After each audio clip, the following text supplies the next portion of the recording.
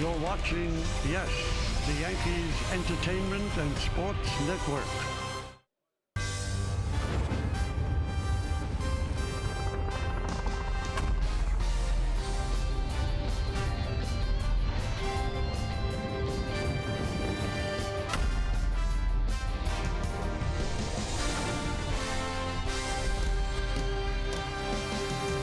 It is a simply gorgeous early Thursday evening here in Cleveland, Ohio, and it is time for baseball as the Yes Network presents New York Yankees baseball. Tonight, it's the New York Yankees against the Cleveland Indians in the first game of a four-game set from Progressive Field in Cleveland, Ohio.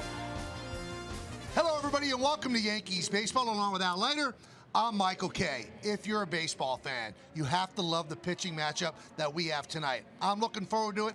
Al's looking forward to it. So why don't we tell you exactly what it is? And the pitching matchup brought to you by People's United Bank. Luis Severino, what a first half. 14-2, 2.12. And Corey Kluber, you know his story. 12-4 with a 2.49. Two aces. Al, break it down. True aces in the game, no doubt about it. Michael, I love this matchup. Hopefully we didn't jinx it. Luis Severino up in Toronto gave up a couple home runs, but let's face it, Luis Severino is emerging as a Cy Young Candidate Award winner, not just this year, but I think every year. That slider fastball combo, he's got the best fastball of any starter in Major League Baseball. Corey Kluber, the reigning American League Cy Young Award winner, he's got two of those on his mantle. I tell you what, he's got moving fastball. His slider is unhittable at times. He's been tough on the Yankees, especially in regular season. This guy's a premium pitcher.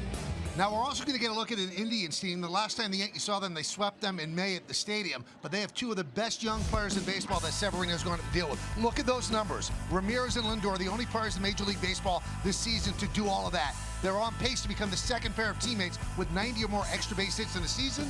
The other pair, Ruth and Gehrig, and the first pair of teammates aged 25 or younger with 25 or more home runs each before the All-Star break. That's a lot to digest, Al. That's going to be tough for Severino to go through this. Yeah, you got that right. Lindor is dynamic, and he does it with his smile. This guy coming on the scene a couple years ago, is going on with the World Series. He's got 25 home runs, tied for third in Major League Baseball. He's a little guy.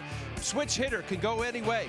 Love him. I think the dynamic duo of Ramirez and Lindor is special. Maybe the best on the left side of the infield in baseball. This guy is underrated, folks. 27 home runs. This guy can hit the ball where it is thrown, play in third base. He does an adequate job, more than adequate job at third base. These two guys are awfully tough in the middle of the Indians lineup. This guy's getting awfully tough. There's a bird loose in the Yankee lineup. They've been waiting for him. When we get back, Ryan Ruocco and Aaron Boone will talk about it next on Yes.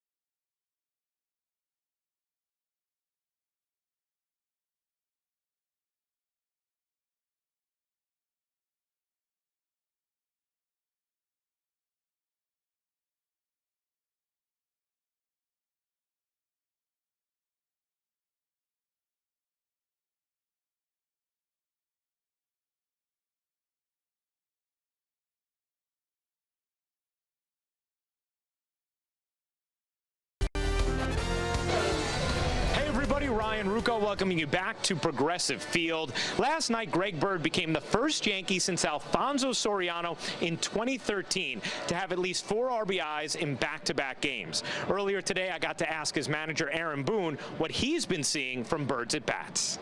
I feel like he's controlled the strike zone pretty well. It's something that he's very good at doing. Now when he's getting a pitch, we're starting to see him impact it a little bit more. And I felt like for a time he was going through and having some decent at-bats, but when he got his pitch to really do some damage with, you know, it was a fly ball or it was a hard hit ball on the ground to the right side or something like that. Now he's starting to clip it a little bit more. You know, the at-bats that he had in Baltimore, a lot of deep counts, a lot of where he's really making the pitcher work, really controlling the strike zone, and then obviously a couple big swings, which is huge for him and for us, because when he's right, his on-base power element's really important to us. Talking with Greg Bird himself today, he said, look, in baseball, the little things mean big things. And in the last week, the little things have all been coming together for my swing. Bird in the lineup again tonight. It's the Yankees against the Indians. First game of a 4-game set. We'll have lineups, first pitch, and baseball with Michael and Al. It's coming up next right here on Yes.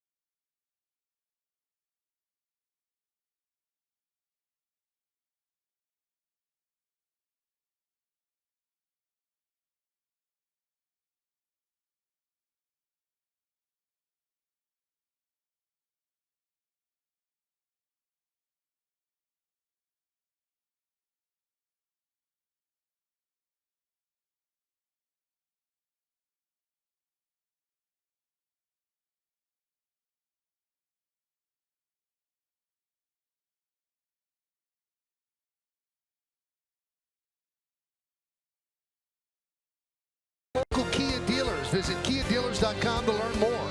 By NFL Experience, the place to go to celebrate summer. Tickets start at $27. Visit NFLExperience.com for details. By Subway, try a signature wrap at Subway restaurants today. And by Ram Trucks, built to serve. Everybody ready? This should be fun. Big crowd. Just under a sellout expected here at Progressive Field. So why don't we take a look at the New York Yankees starting lineup that's going to go up against Corey Kluber. Brett Gardner in left field will lead off batting second. The right fielder, Aaron Judge. Didi Gregorius, the shortstop, hits third. The DH is Giancarlo Stanton. He has been a monster on the road and a monster of late so far in the month of July. Aaron Hicks, the center fielder, will bat fifth. Batting in the sixth spot, first baseman Greg Bird. Miguel Andujar at third base, bat seventh. Batting eighth, the catcher Austin Romine. Neil Walker gets a start at second base. He'll bat ninth. Corey Kluber, I mentioned at the Open, awfully tough. You see the great ERA, 2.49, reigning American League Cy Young Award winner. I mentioned how great he's pitched against the Yankees regular season. He's got a 1.59 ERA, but you can't forget that DS last year. He had an ERA almost 12 in 2 starts. He gave up 9 earned runs. Didi Gregorius got him for 2 home runs. Let's take a look at the Indians' defense behind Kluber. It's presented by Geico. You've got Brantley in left, Allen in center, Naquin over right. Infield, Ramirez, Lindor, Kipnis, and Alonso. That's third to first. Gomes behind the plate, and Corey Kluber is on the mound. I'm excited about this game. This should be fun. What a pitching matchup between Kluber and Severino, and a rematch of last year's ALDS where the Yankees came back from 0-2 down. Gardner's ready. Kluber's ready. Let's do it here in Cleveland. First pitch is a strike, and we are underway.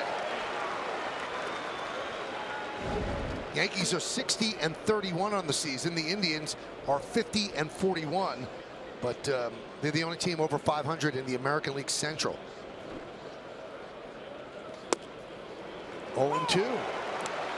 Chris Siegel is the home plate umpire. And Greg Morales is at first. Ed Hickok's at second, and Jerry Niels is over at third.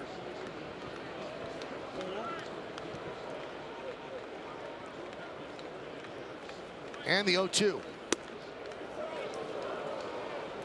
never want to fall behind any pitcher. 0-2, 1-2, but this guy will put you away. I was just going to say that, Michael. Look, Corey Kluber's got a wipeout slider, 109 batting average. That is his go-to pitch, strikeout pitch it is. You can jump early, get a fastball. That's it right there. But that's exactly right, Michael.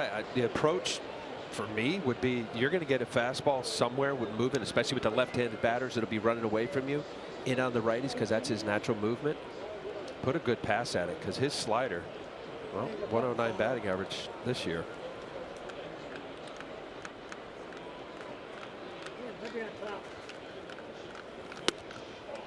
Gardner's worked at the 2-2.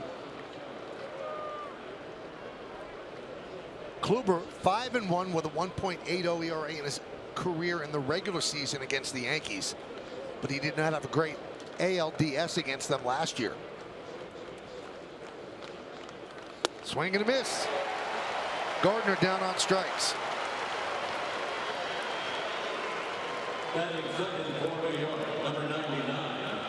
So in the regular season, you see the numbers last year, and then in the postseason, 6 1/3 innings, 10 hits, gave up 9 earned runs and 4 home runs. So in game 2, he went 2 2/3, 7 hits, 6 runs. Got a no decision. The Indians won that game. Then the decisive game 5, 3 2/3 innings, and he took the loss and gave up 2 home runs to Didi Gregorius. Pitch inside to Aaron Judge.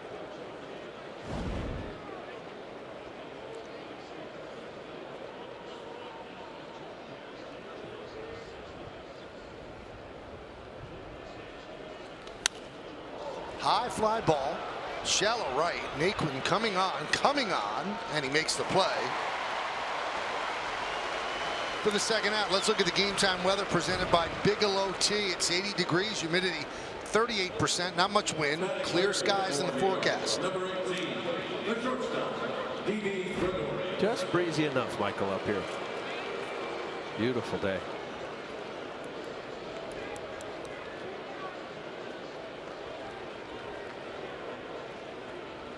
So here is Gregorius.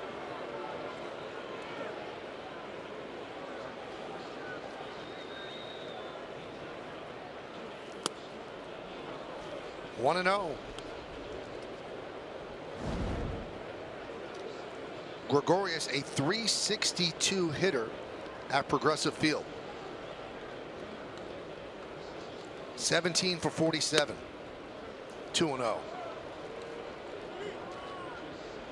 And do not believe for a moment that Kluber does not know those numbers, or that Gregorius got him for 2 home runs in the decisive game 5.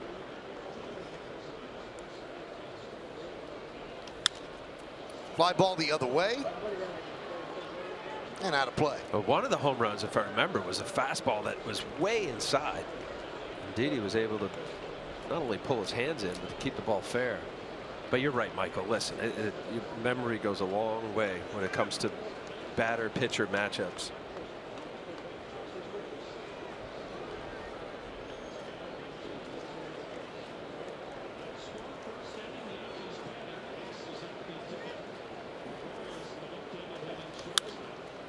Two and 2. So you can see the fight. You know, we're in a day and age now with 95, 98, 99, players, pitchers that we haven't heard of that get called up to the minor leagues. There's late movement.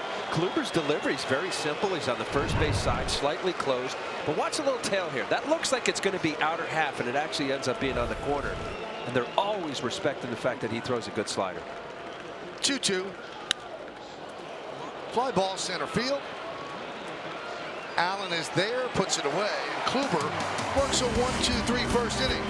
Yankees nothing, and the Indians coming to bat against Luis Severino.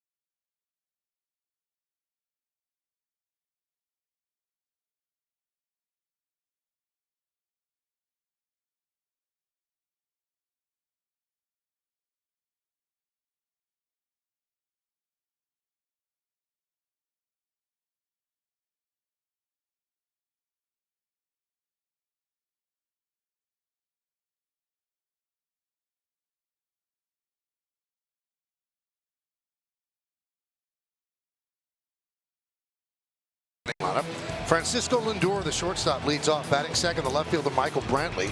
Jose Ramirez at third base will hit third. The DH is Edwin Encarnacion. He'll clean up. Batting fifth, first baseman Yonder Alonso. Jason Kipnis at second base, bats sixth. Batting seventh in right field, Tyler Naquin. And Gomes is going to be catcher, and he's going to bat eighth. Batting ninth and playing center field, it's Greg Allen. Solid lineup. Luis Severino is going to face, especially those first three guys are all going to D.C. for the All-Star game, and Lindor, Brantley, and Ramirez. Great stuff. Severino is emerging as one of the best pitchers in baseball. 2.12 ERA, fantastic. 123 in the third innings of the 88 hits, phenomenal. And here is Lindor. Grounded off his foot all the way to Greg Bird, 0-1. Lindor having a season. He is on pace to score 146 runs. And the most runs ever scored by a shortstop in a season, 159 by Huey Jennings back in 1895.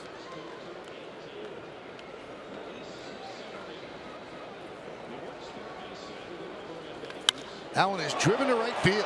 On the run is Judge. He's going to play it out the base of the wall. Plays it quickly. Fires to second. Here's the play, and it hits Lindor and goes into left field, but backing up is Gardner. A leadoff double for Lindor.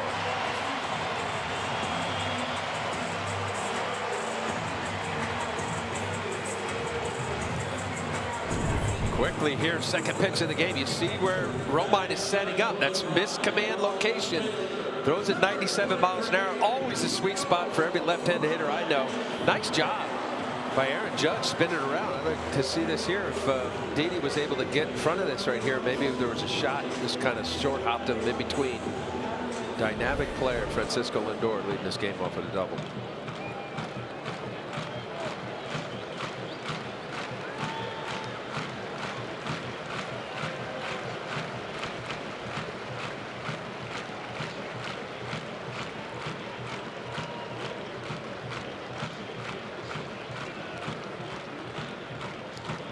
So here is Brantley.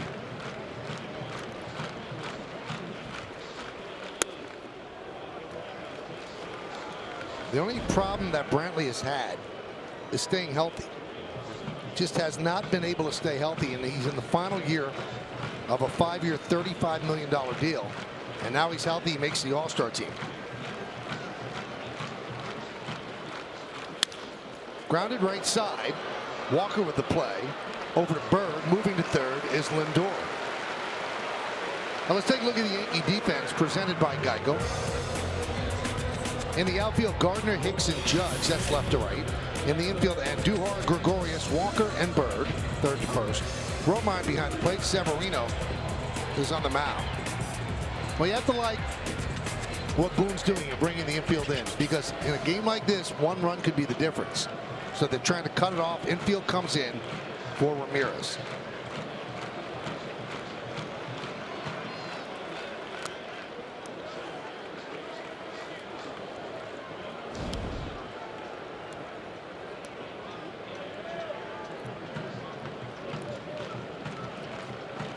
Bottom of the first inning in Cleveland. Big crowd at Progressive Field.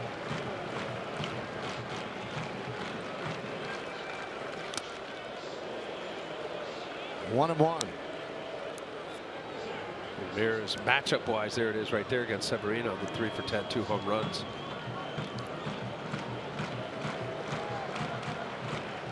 A hitter that where the ball is thrown, he hits it that way.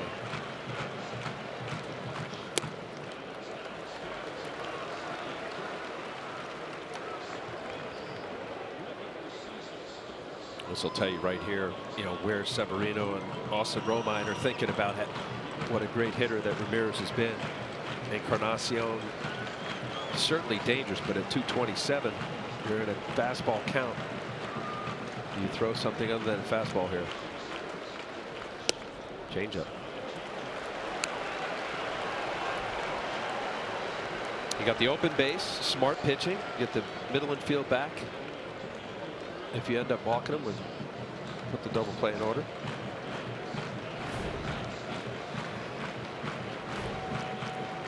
(3-1). Base hit right field. Lindor scores. Ramirez picks up an RBI, and the Indians have a 1-0 lead. I'll tell you, that's winning baseball right there for the Indians. Lindor leads off the first inning with a second pitch with a double. Michael Brantley, really underrated, pulls the ball on the ground to get him to third base. And really, what looked like to me, Severino kind of pitching around Ramirez once he got behind 2-1. He went changeup. And Ramirez able to get the barrel of the ball. That changeup was just up enough.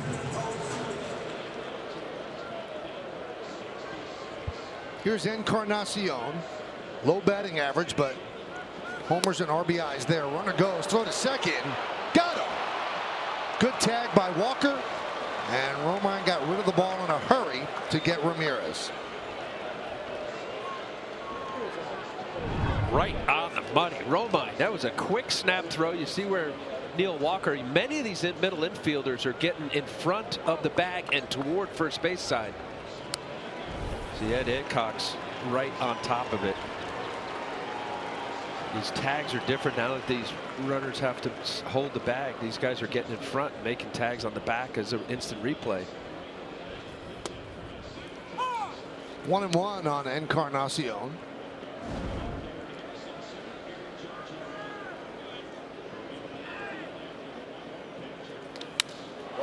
High drive, left center field. That ball is gone.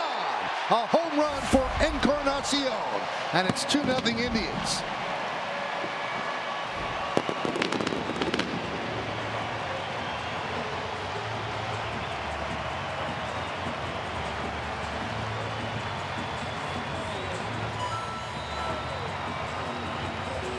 Wow.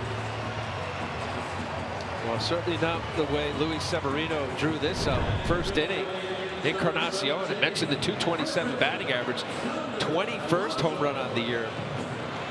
Got a slider up, hanger. Was able to deposit over that little mini green monster here at Progressive.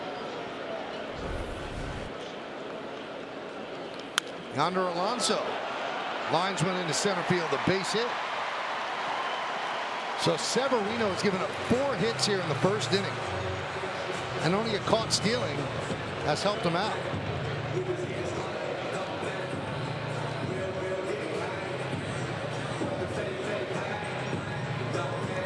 What do you see now? You know what? Right now, I mean, listen, when you get into your start, Michael, and I've always said this because I was one of them. The first inning has always been or can be problematic. This is just a nice little piece of hitting by Yonder Alonso. Fastball up, kind of wanted to go away, but kind of middle, stayed on it. I mean, you know, it can reel that quickly, especially with quality hitters. And certainly Lindor, Brantley, Ramirez. We know what Encarnacion has done through all those years of damage up in Toronto. I don't care, 227 batting average, prolific home run hitter. Pitch to Kipnis is a strike.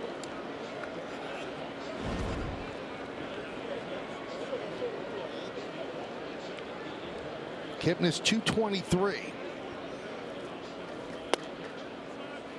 1-1.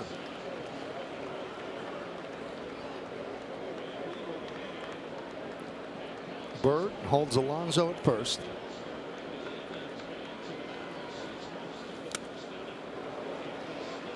One and two.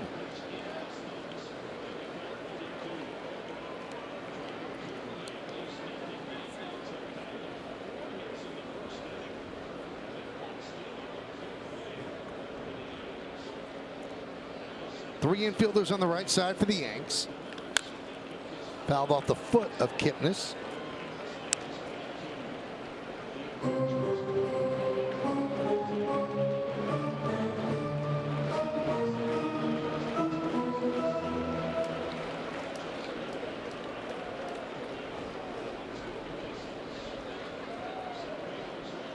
And the 1-2 inside.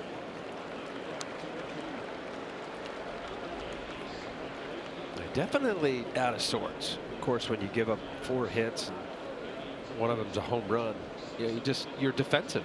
You know, you start pitching backwards more than you normally would. And the Yankees look out at the scoreboard, and the Red Sox have won 9 in a row, have fallen behind 2-0 to the Blue Jays.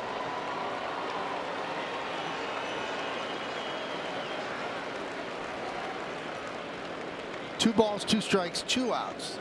2-0 Indians.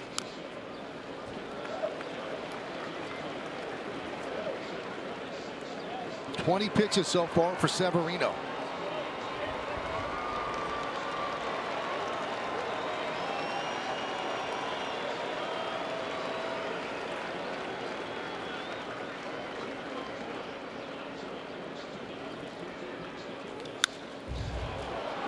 Fly ball left field. Gardner is there, and that will do it. But the Indians, 2 runs, 4 hits, 1 man left. We go to the second. It's 2-0 Cleveland.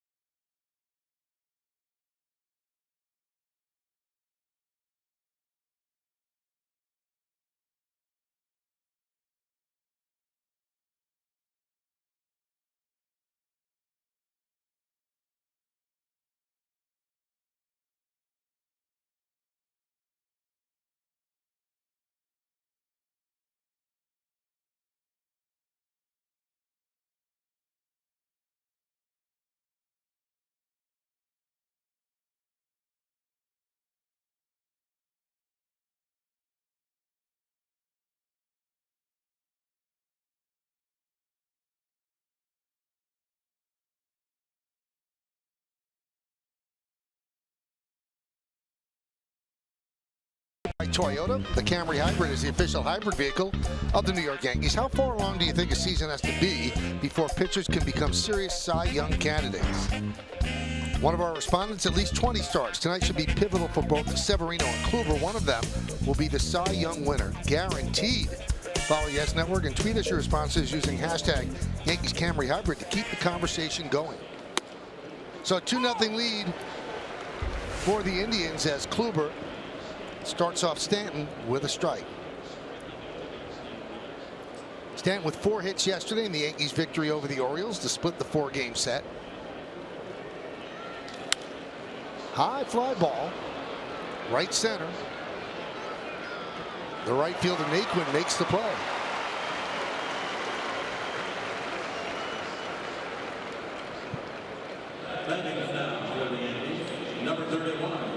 Talked to somebody with the Indians, said there should be about 31,000 here tonight, which is a smidge under a sellout.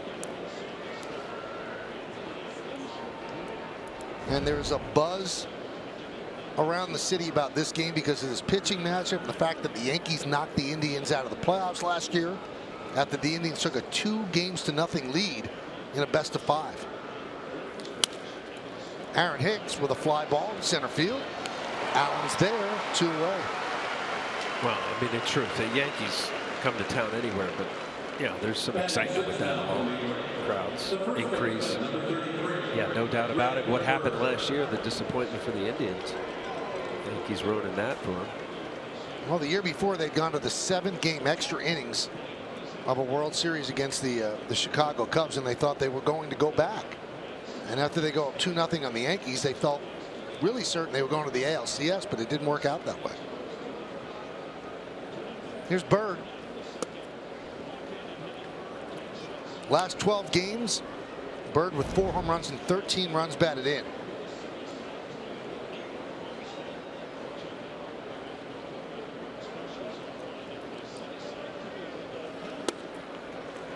One and one. Yeah, for the Yankees to get Greg Bird going, I just think he's such an important part of this lineup, being left-handed, to be able to offset some of the right-handers. I know Didi left Guardy, but you get Bird to get hot or get comfortable with his swing and feel good in the batter's box. It just lengthens this lineup.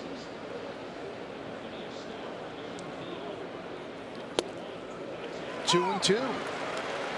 Indians with 4 hits and 2 runs in the bottom of the first inning against Severino. And they're up 2-0.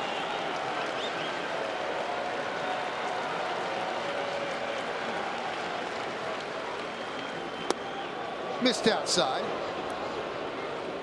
3 and 2. 3 infielders on the right side for Bird. The second baseman Kipnis is playing in shallow right.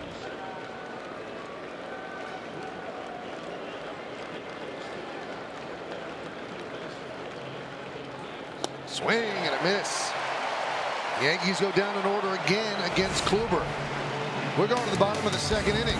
The Cleveland Indians 2 and the New York Yankees nothing.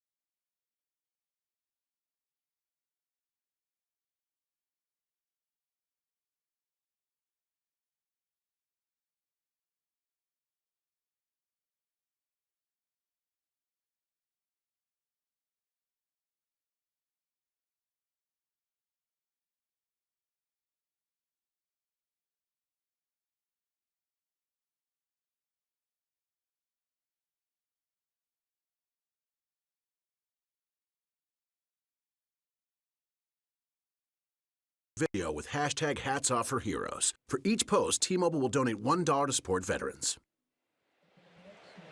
Bottom third of the order for the Indians against Luis Severino.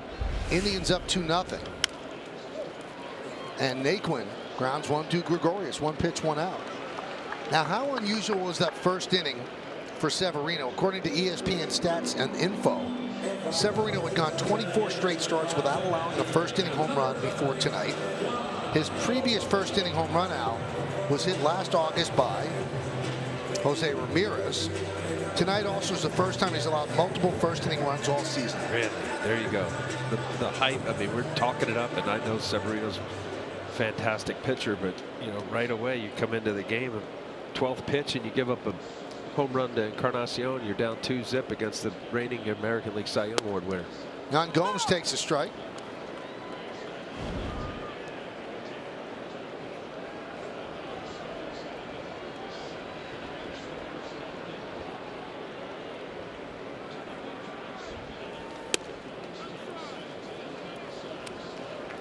I mean, he's got such dominating stuff. The best velocity or the fastest pitch for any starter in baseball is Luis Severino, 97.8 miles per hour.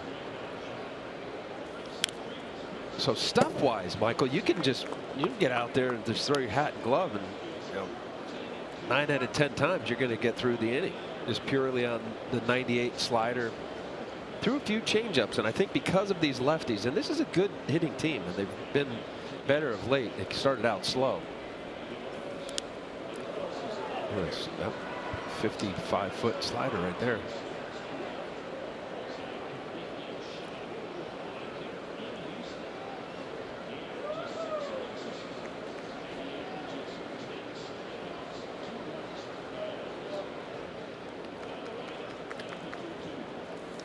Outside, 3-2. Yeah, there's a feel issue right here. You're just not comfortable. This is not a typical Luis Severino start of a game.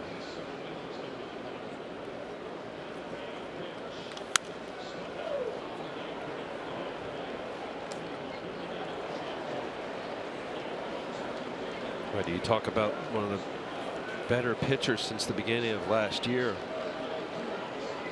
Most starts with three earned runs or less. Severino is tied second with Max Scherzer. Leading the way is Justin Verlander. Grounded up the middle and a base hit for Gomes.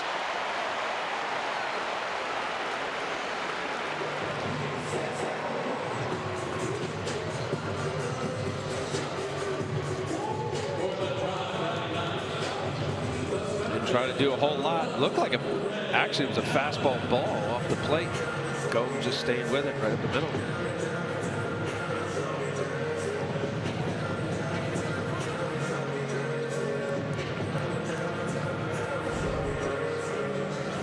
Here's Greg Allen.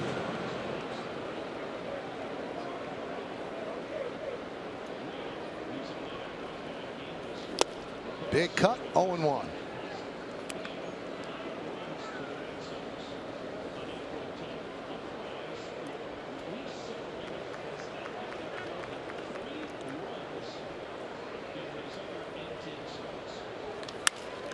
Line down the left field line, slicing foul. This is Severino's 20th start. The team is 17-2 in his 19 starts. He's 14-2. The last time a Yankee pitcher had the team go 17-2 in the first 19 starts, have to go back to 1978. Ron Guidry, the year that he went 25-3. So the 17-2, the best team record for any starter in baseball.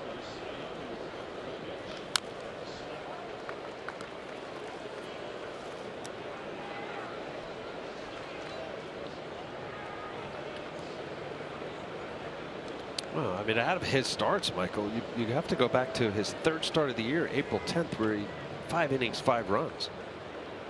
Pretty much every one of his starts, it's 3 runs or less. Well, the inning is getting so many more good swings than you usually see against Severino. I mean, even hard hit foul balls. Usually A lot of swings and misses. He is up in the zone, and I agree with you. That fastball away that was just barely fouled to left field.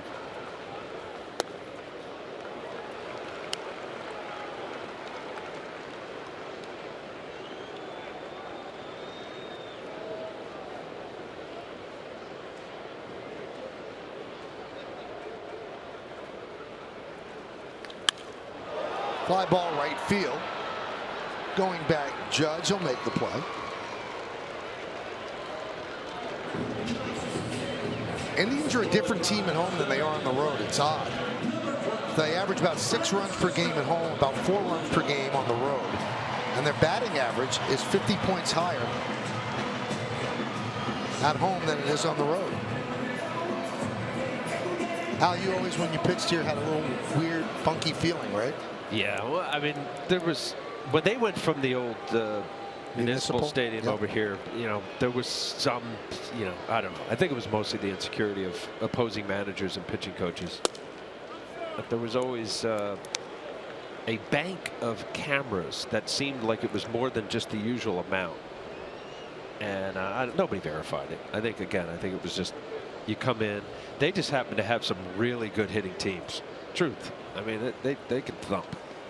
But you're not the only one who said that. A lot of people have always wondered why. I mean, yes, they have a, I mean, when you were pitching against them, they had a great hitting team. But why did it hit better here than it would on the road by a lot? So that's the question. Nobody's saying that's the reason why they're hitting Severino tonight.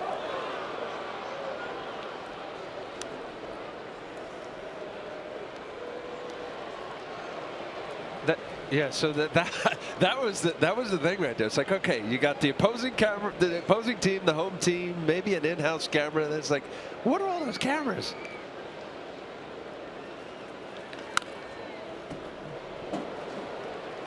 Well, you were always, you know, you kind of bordered on paranoid, right?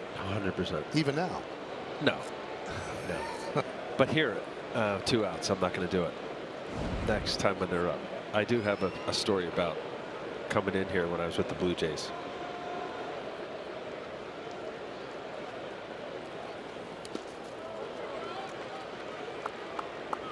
We'll wait. Right? Didn't you tell me that? Never start a story with 2 outs? No, it wasn't me. It was our boss. Oh, that's right. Mr. Filippelli. Well, right now, Severino, look, he's 40 pitches in, and yeah, he's off. This is like an uncomfortable rhythm. Yeah, he's usually dealing with pinpoint command, and that's not the case so far tonight. Could find it.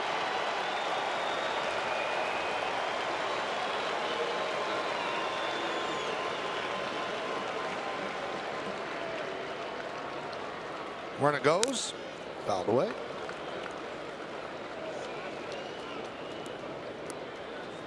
His 25 first-half home runs for Lindor, the most by Major League shortstop since Alex Rodriguez hit 27 for the Texas Rangers in 2002.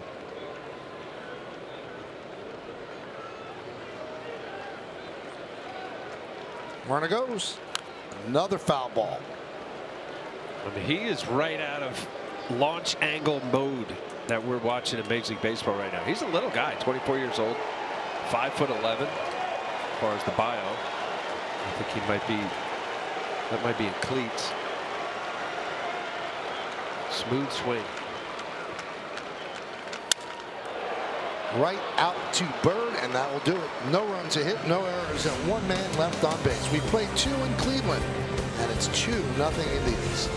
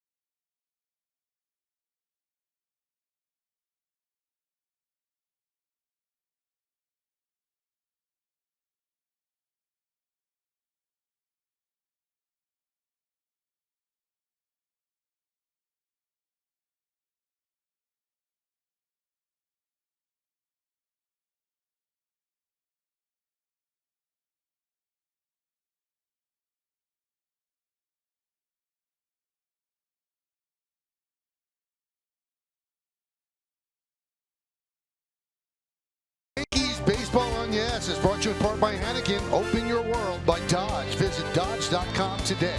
And by the New York Lottery. Get out there and play. Now, according to a reliable website, BaseballSavant.com, Severino so far 2 innings over 40 pitches, averaging 96.3 on his fastball. He averages 97.8 for the year. NFL experience scoreboard 2-0 Indians. What does it mean? Well, we'll see. We'll see if the velocity picks up. But right now, it's down about 1.5 miles. And Duhar with a deep fly ball left field. Going back, Brantley on the track at the wall. He's going to play it off the wall. And Andujar picks up the first hit for the Yankees. Another extra base hit for him. He's jumping on it right away. The heater coming in on his hands. 27th double on the year for Miguel Andujar. Sees the ball, gets it up, actually pulls his hands in nicely. I think he may have had a half a second. He thought that was out of here, that high wall there. Not as high as Fenway Park.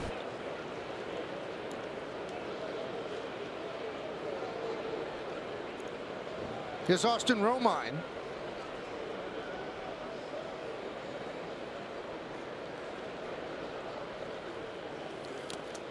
Good block there by Gomes. Romine's having a good road trip. 6 for 18. The Yankees took 2 out of 3 in Toronto, and they split 4 against the Baltimore Orioles, who have bedeviled them in the first half of the season.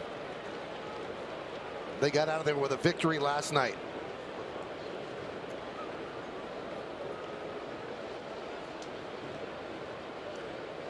Yankees have faced the Indians this year. They swept them in a 3-game set in May at the stadium. And the Indians have had a hard time beating the good teams. That's been their struggle. And they haven't even faced the Red Sox yet. First half of the season, they've not faced the Red Sox. There's Terry Francona, who won 2 World Series with the Red Sox. Now entrenched here in Cleveland. Well, this year, you know, the American League Central is the worst division in baseball. Your second place team, Twins, are 8 games under 500, 41 and 49.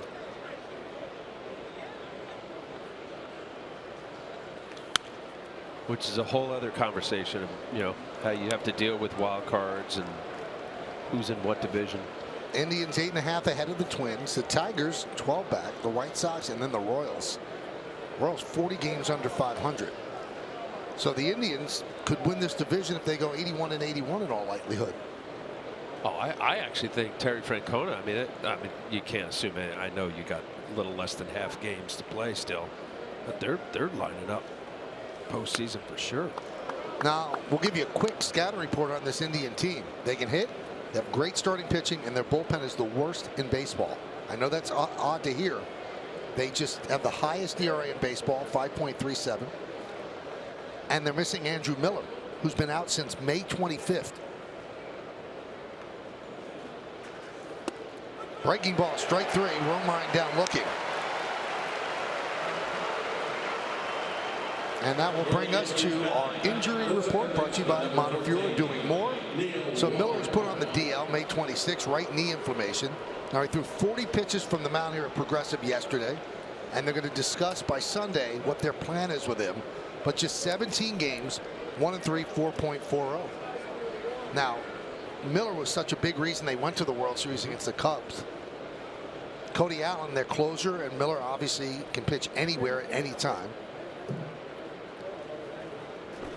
And what's interesting about this Indian team, Allen's a free agent at the end of the year.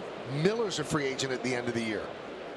So what was a strength of this team will be a weakness unless they go out and get somebody now. So the couple of columns in the Cleveland Plain Dealer today about they need help in the bullpen, but go out and get somebody that will be here next year. Because in all likelihood, they're not going to be able to sign Allen or Miller. The 0-1. 0-2 on Neil Walker. Yeah, the closer Cody Allen has not been the same in his 38 games. He does have the 18 saves, but his ERA is pushing up on 5.466. Zach McAllister is over 5. Dan Otero, another go-to guy for Francona, 5.71. They have not done the job. There's Carl Willis, their pitching coach. The 0-2. And to make matters worse, they struggled against the Reds. They had a 4-0 lead in the 9th inning. Cody Allen, who had been 6 for his last 6 in save opportunities, just didn't have it. Bases were loaded. Joey Votto's at the plate. Now, before this happened, Terry Francona said to Carl Willis, get OP up for Oliver Perez. Dan Otero, the righty, his nickname is OT. Willis thought he said Otero. He got Otero up, so when Francona got to the mound, he sees Otero running in from the bullpen. He couldn't believe it. Now, Joey Votto was 0 for 4 against Otero, but Joey Votto struggles against lefties. He hits righties. Bases clearing double. They lose the game. Swing and a miss. Walker down on strikes, and Francona said he couldn't sleep all night. Carl Willis couldn't sleep all night. Here's a little of what happened. So he's signaling. You see he signals with the left hand. But the righty, Otero's coming out, and Francona's going, what are you doing? Now he holds his breath. And Otero gives up the big blow. Wow. I mean, just an unbelievable blunder. And all because of the silliness of baseball nicknames. Nobody has a name. I don't think that would have been a problem if you get up Oliver Perez. How about just look out from their dugout? It was a total breakdown. Brad Mills said it was his fault. Carl Willis said it was his fault. But Francona, a stand-up guy, got in front of the team before yesterday's game and said, that loss is on me. I messed up. I'm not perfect. I try to be, but that's on me. I apologize.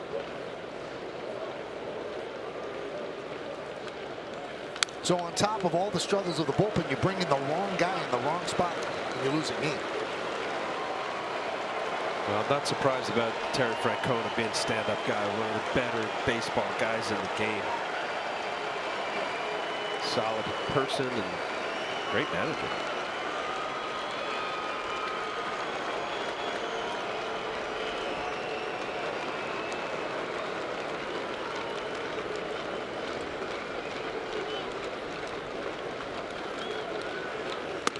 Just missed with that pitch to Gardner. I mean, we used to like snicker. The whole media contingent did. Everybody on the Yankees when Joe Girardi was a manager. Sanchi, Birdie, everybody was an E rather than just their name. And this is a case where baseball nickname got the Indians a loss.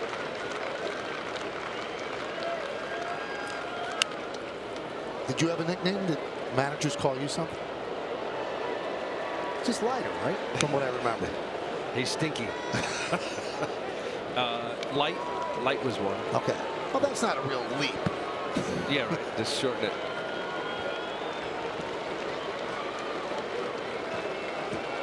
There's Gardy, and Yankee manager is Booney. Miggy.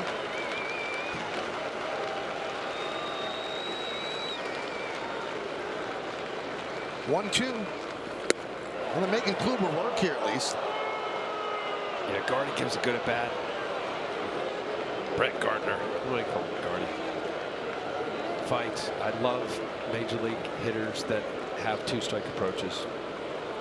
At least give. There aren't that many anymore. Yeah, no, that's true. I mean, launch angle and just an outs and out. That whole mentality. I disagree with it. Drilled to right field. Is it high enough? Oh, it's high enough. See ya. A two-run home run for Gardner. And the Yankees have tied the game at 2.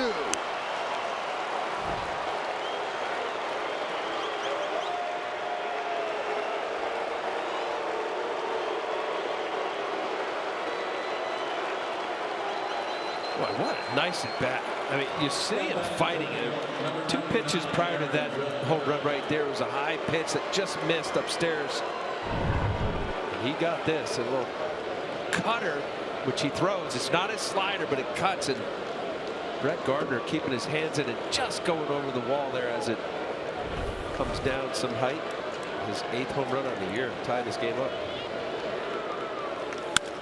High fly ball, right field off the bat of Judge. Naquin is there, makes the play. And that'll do it. But the Yankees get Severino back his runs. A great at bat by Brett Gardner. And he hits one on a line just over the wall in right field. A 2-run blast. His 8th of the year. And when it lands, it's a 2-2 game.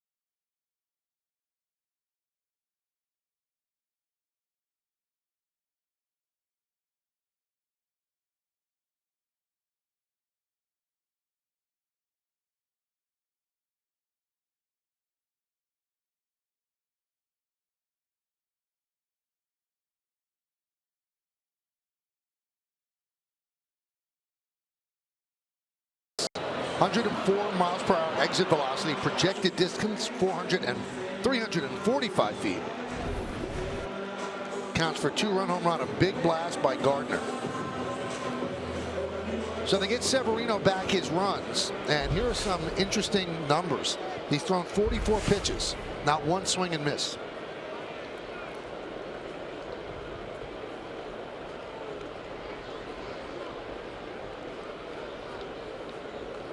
And our own information guru, Jeff Quaggs, back in our studios, said this is the first time this season Severino has gone through the first 2 innings without recording at least 1 strikeout. Swing and miss, even more so. Yep.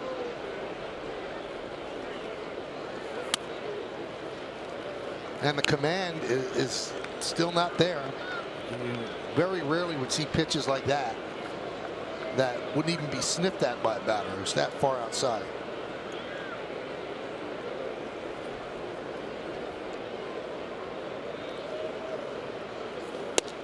There's a strike.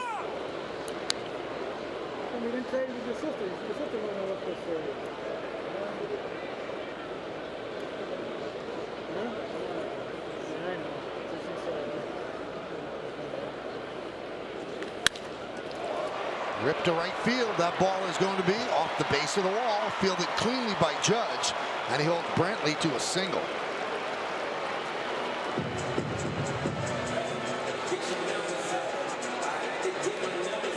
Got to change up and see Severino, whether he's just not feeling comfortable. Said about these lefties in this Indians lineup, he's going to throw more changeups. What a job by Aaron Judge getting that ball, good angle, with keeping Brantley at first base, keep the double play in order.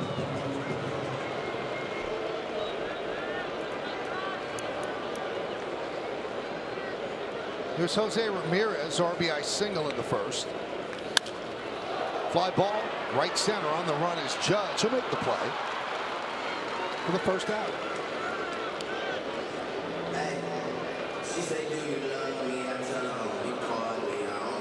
The bottom of the 3rd inning in Boston, Jay Happ on the mound for the Blue Jays. They lead 2-0 over the Red Sox. Red Sox have won 9 in a row. They have not lost since the Yankees won that Sunday night game against them. Red Sox are certainly not going any way. They're a team to be reckoned with, tough. Every facet of their team. You look at even their rotation. Encarnacion takes outside.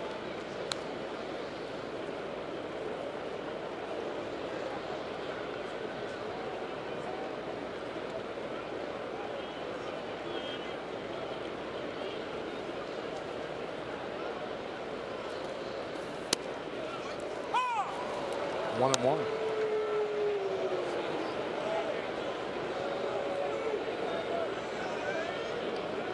Well, he didn't like it. Home plate umpire Chris Siegel. Our little strike zone showed it down and away. Perfect pitch.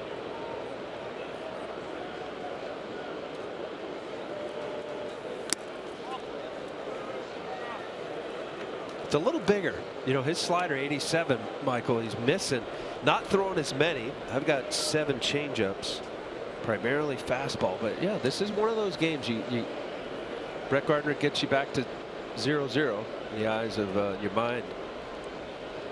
You've got to get back with better command and get better pitcher counts. Here's a 98. Have we seen a 98 yet? I think we saw 198 in the first inning.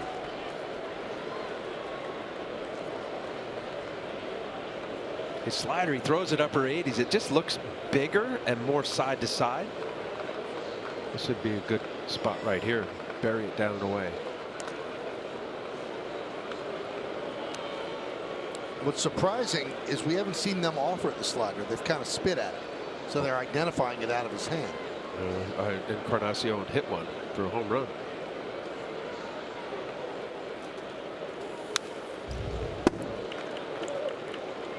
Two and two, foul back. He had a good rip at it there. Another 98. General rule of thumb, fastball where hitters timed it right, hits it straight back. You usually see a pitcher come with an off-speed pitch.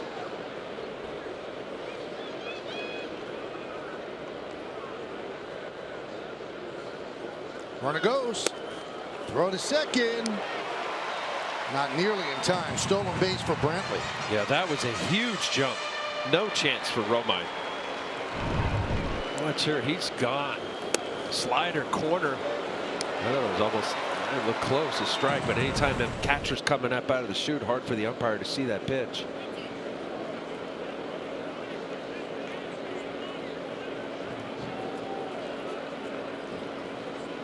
Brantley's 6th stolen base on the year.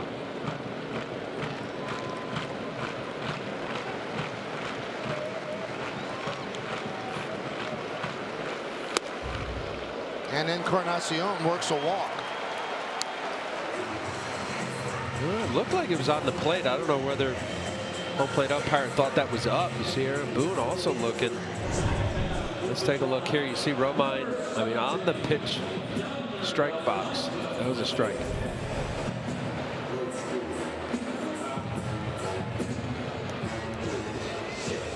So first and second, 1 man out. We're in the bottom of the 3rd. Yankees and the Indians tied at 2.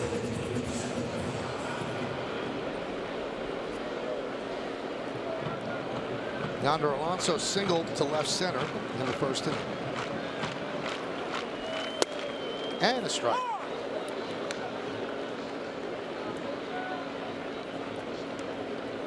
"57 pitches, 1 out into the 3rd inning for Severino."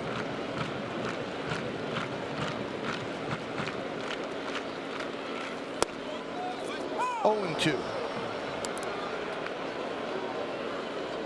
Perfect location. Fastball comes back, pulls the string. His changeup at 90 miles an hour. Good hitter, runner in scoring position for Alonso. 1-2.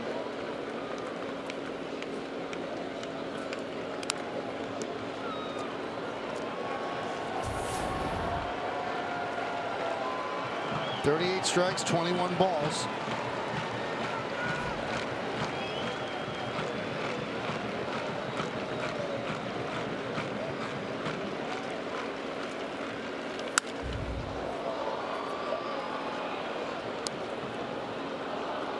Still 1-2. First game of a 4-game set. Yankees and the Indians, and that will end the nominal first half of the season. 4 days off for the All-Star break, except for those that are going to D.C. Severino's going. The question is, will he start it?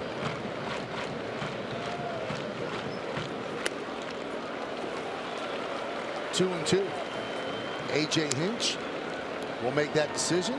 The manager of the world champion Astros. Dave Roberts will manage the National League team, the Dodger manager. Severino made the All-Star team last year, didn't get the pitch.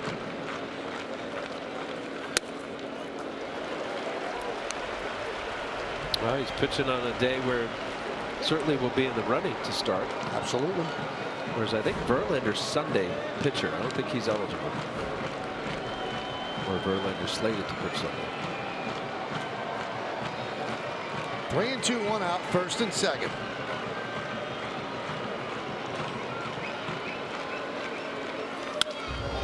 Base hit, left field.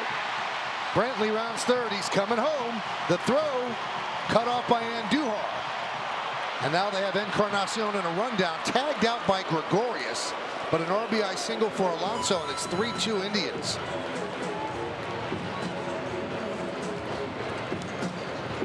Well, Alonso almost identical to his first at bat, except he did on the first pitch. Good hitting. He's got the most RBIs for American League first basemen.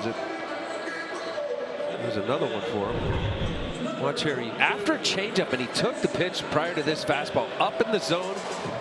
Goes the other way. Nice job.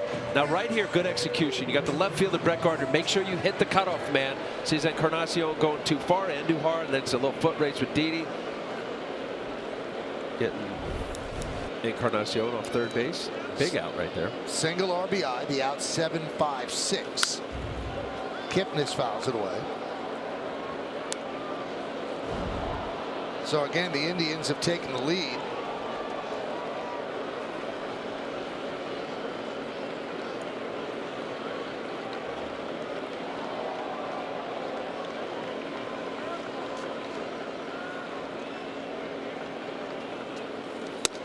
Finally, a swing and a miss. 65 pitches into the game, the first swing and miss. That's a wow. It is. I mean, we're not talking about a contact pitcher here. 495 strikeouts in his young career. And the swing and a miss came on the slider, did not come on a fastball. They've been on the fastball, and as Al mentioned, the pitches have been up in the zone.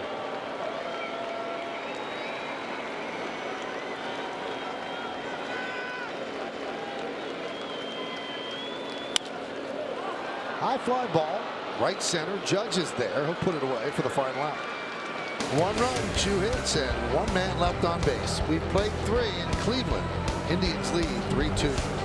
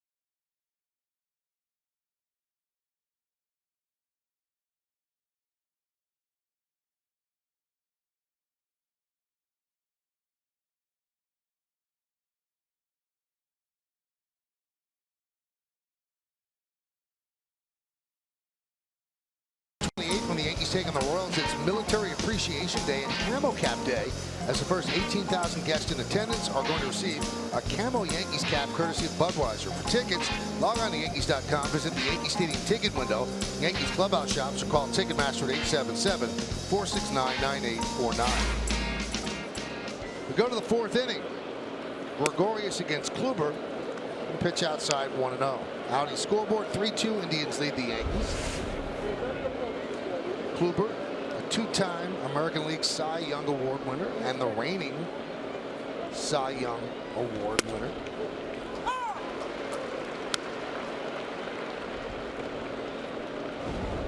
Well, obviously early in this game, but I didn't anticipate this, Michael. It's looking more goose eggs than a 3-2 game here at the top of the fourth. High fly ball, right center field. On the run is Allen, looking up, see ya! Tie game, a solo shot for Gregorius.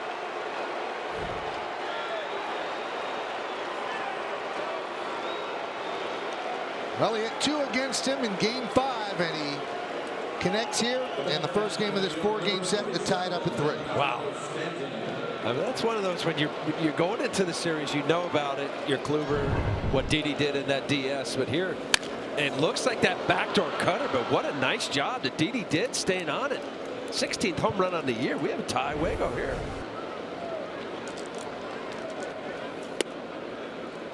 .430 feet on that home run. First pitch to Stanton is a strike. So home run number 16 for Gregorius. He has 49 ribbies now.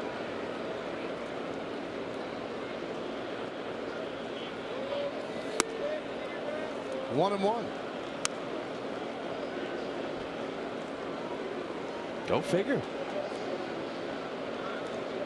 The Yankees bring it back to tie game again for Severino.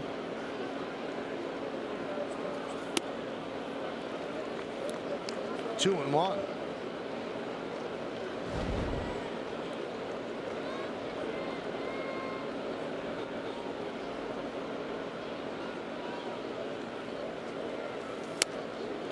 You see with his recent hot streak, Stanton's numbers very respectable, but he did not get the vote for the final 5, so he will have 4 days off for the All-Star break. 2-2.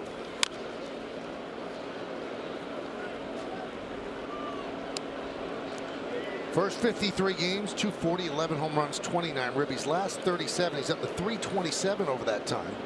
11 home runs and 25 ribbies, and slugging about 150 points higher.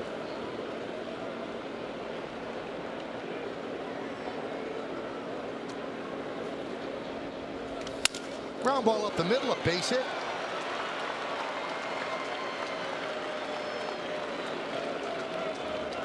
Let's check out the exit velocity on Didi's home run, presented by Spectrum Internet, with faster download speeds and better performance. 103 miles per hour. That all-important 25-degree launch angle out. 430 feet, as we mentioned. That was hit. What is that? Was that in their Indians bullpen, or did that make it up to the Yankee bullpen? 430. I think it was the Yanks. It's a long way. Here's Aaron Hicks.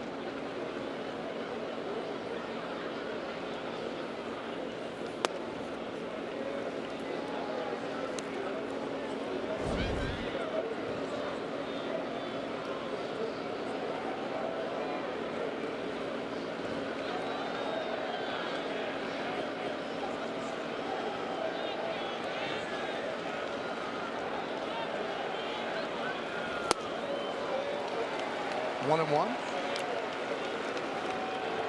Another guy that's been hot of late, Aaron Hicks. Just with the home run, career high, 16.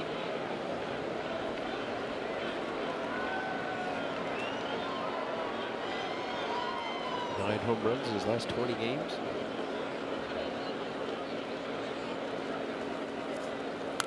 And he bunts. Gomes fires to second, and the throw goes into center field. Stanton gets up. He'll go to third. And the Yankees have runners on the corners and nobody out. Shoddy defense there by the Indians. I like it. I know I mentioned Aaron Hicks could hit home runs, 9 in his last 20. Saw Ramirez back, and this was all on his own. That was late, thinking that he could just lay it down, but he didn't throw it out, hit it out far enough. Yan Gomes thought he had Stanton at second, and it just leaked enough toward first base that Francisco Lindor, this would be a good shot right here. You see this, he thought he had enough time, but once the hand gets to the side, that's ended up being like a sinking or two-seam pitch that would run into the first base side of second base. Here's Greg Bird. Bird struck out in the second. First and third, nobody out. In the fourth. Game tied at 3.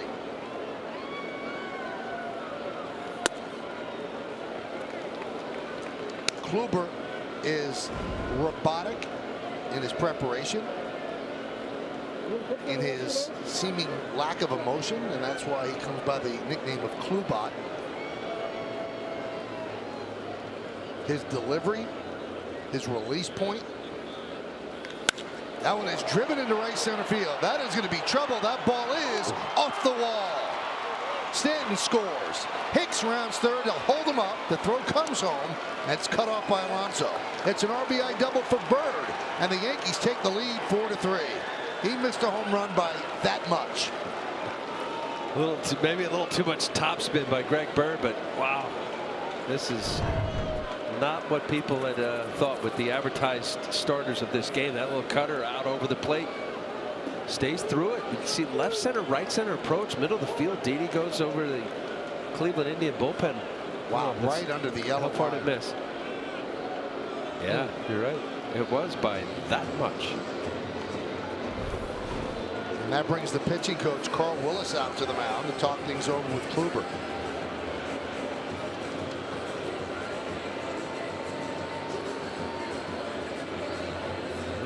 Hitting shoes are on, right, Mike? Are you bigger? We got nobody out in the fourth. There's been 12 hits, 7 runs.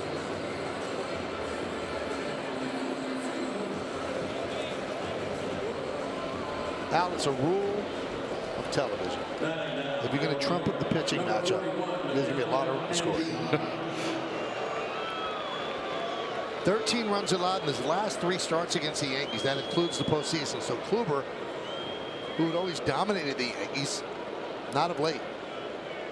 Infield in. Here is Andujar. Runners at second, third. Still nobody out.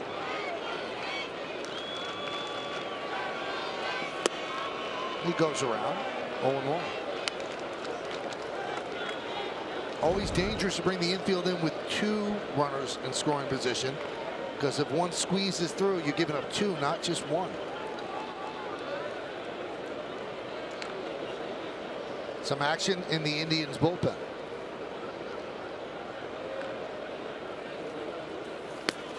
Holds up, pitch low and away. 1-1. Middle infielder not on the grass. Olsen is up.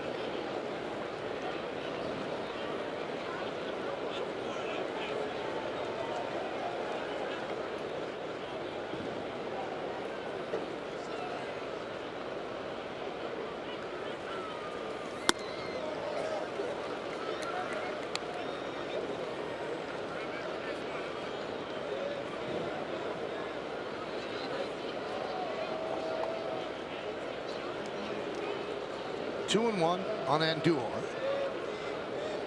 Double to left his first time up. Nice save there by Gomes.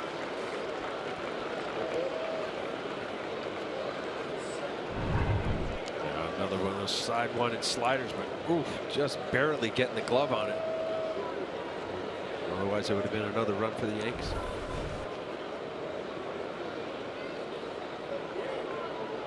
Well, he's still 3 in a row. If you think that's the pitch, does he throw it again? Romine is on deck.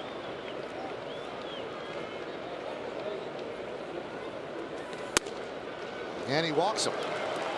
That'll load the bases with nobody out for Austin Romine.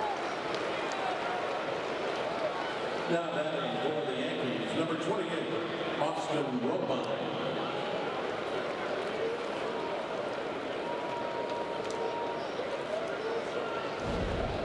bases loaded. You got to Kluber's got to get ahead. That's the last thing you want to do as a pitcher. Nobody out, get behind. Hunt the fastball here.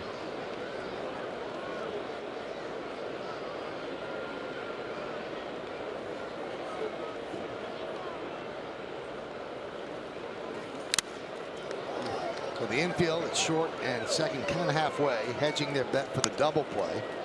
In at the corners.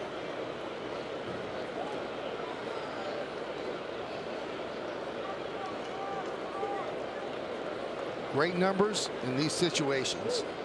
Hicks at third, Bird at second, and Duhar is at first. Yankees up 4-3 on the top of the fourth inning.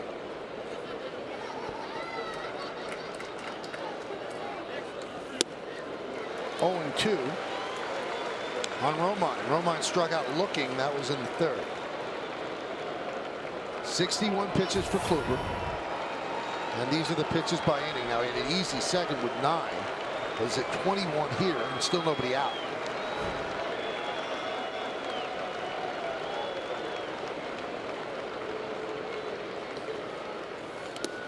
Another block there by Gomes. 1-2. Nice job. You can't say enough about that. When you have a guy on the mound like Kluber, that his out pitch is that nasty slider, you got to trust it. You can't hang it. You don't want to hang it. Jan Gomes doing a nice job again, but blocking that ball, saving it.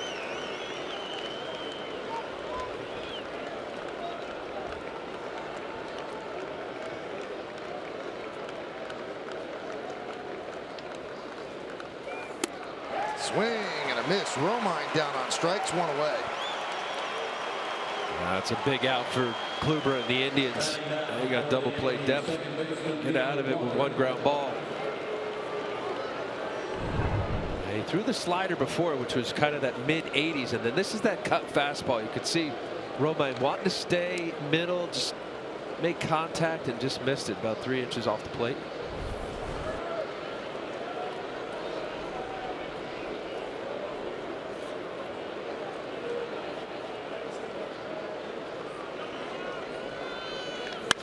Hit sharply right at Alonso, steps on first for the double play. So Walker hit it on the screws, but they turned it into a double play. Yankees scored 2 to take the lead. We go to the bottom of the fourth.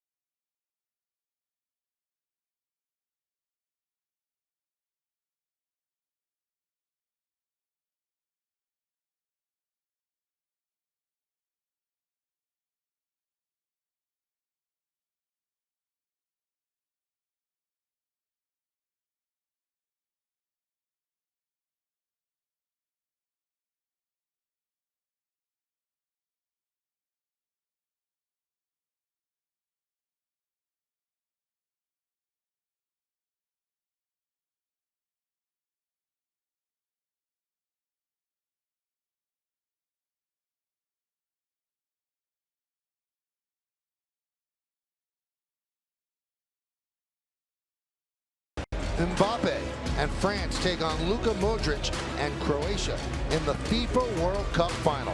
Coverage begins Sunday at 10 a.m. or stream it live on the Fox Sports app. The third place match between Belgium and England takes place Saturday. Coverage starts at 9 a.m. on Fox. Been a great World Cup, and that will finish it up. So they've given Severino a 4-3 lead. And a 1-1 count now on Naquin. Audi scoreboard 4-5-0 Yanks, 3-7-1 for the Indians.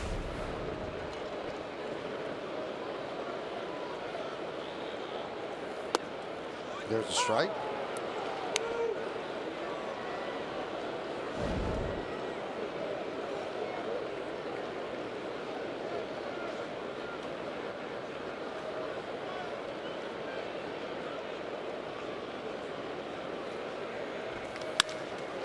Fly ball left center. On the run is Hicks. He covered a lot of ground for the first out.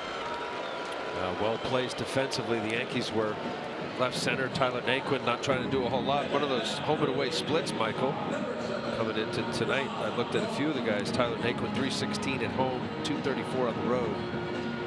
Aaron Hicks got on his horse, was able to cover a lot of ground.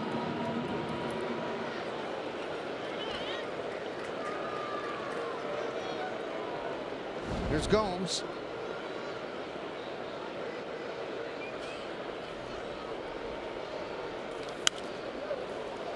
(0-1). It is a little. Listen, the Indians, good hitting team. There's a reason why they're in first place. I like this team a lot. It's a playoff team. But one swing and miss. Very odd. Even pitches that are off the plate getting some good passes out. You still think it's those cameras out there, don't you? No, I would go back. I'm not insinuating anything, but I know that at least once upon a time, yeah, we used to think something was up.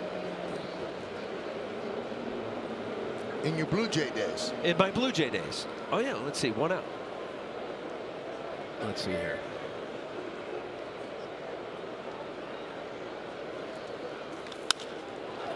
Fly ball center field. Hicks is there. 2 down. I'll give you permission to start. Real quick. Doug Linton played with him with the Blue Jays. Got traded to Kansas City. Mike McFarlane gave up 7 or 8 in the first inning. Apparently was making great pitches. This is in 1995. That's when the Indians went to the World Series, right? They lost to the Braves. I come in. The Kansas City goes to Toronto. I talked to Doug Linton. He told me about the game. My next start is here in Cleveland. That's what was the Jake. And Lance Parrish. Remember Lance Parrish with the Indians or Tigers? He was my catcher, and I told him we're going to go multiple signs with nobody on base. Total insecure move, but let's eliminate all doubt. Roger used to do that all the time and home away. It didn't matter. Roger, meaning like nobody on second base. You gave multiple signs. Right there, you see 3. This should be a backdoor slider. Oh, fastball. Was that fastball? Yes. Well, I mean a 1. And I did multiple signs, Michael. I forget the exact box score, but I had a good start. And I don't know whether it was just I was doing that with Lance Parrish and I made good pitches. Maybe it was a coincidence. But I never did that. I never had multiple signs back then with nobody on base. It was a changeup. It was amazing watching Clemens. First batter of the game. Multiple signs. As if there was a guy at second base. And home. Yeah, at home. Yeah. Well, I mean, there's, you start thinking to the coaches on the coaches box. Can they see the signs?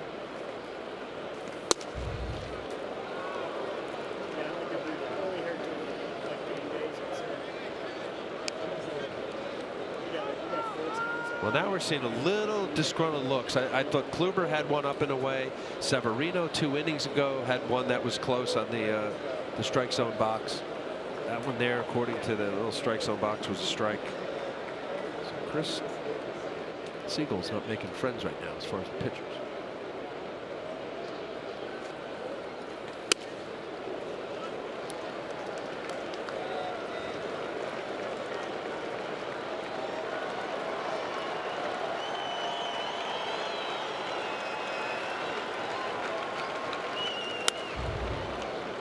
Guy the other way and out of play. It was a first 99.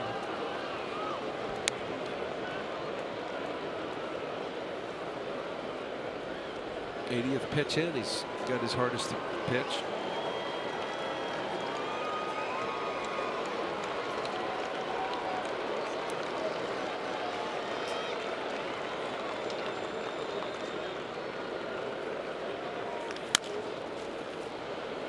Al, we looked it up. The game you're talking about was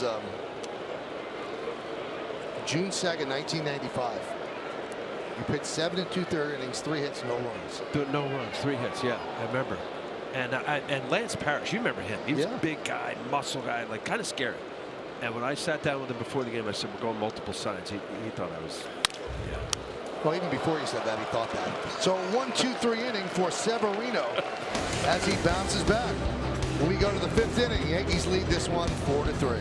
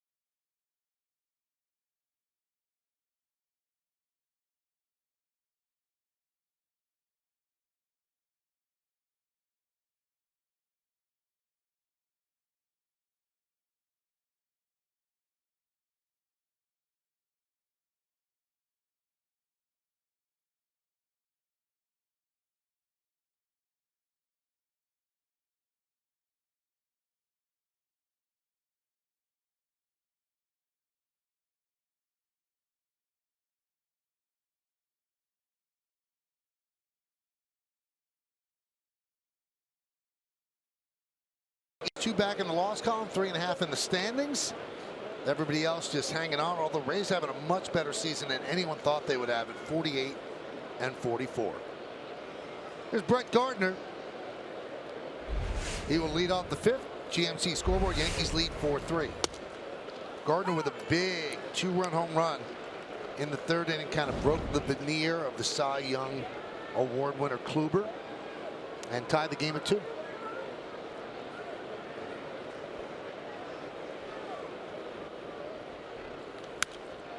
In a game where we would have bet that it would be a pitcher's duel, this game is going to be decided by the bullpens. And if you're the Yankees, you have to like your chances there. Their bullpen is much better than the Indians. It's not even close. Indians' worst bullpen in the American League? In baseball, ERA wise.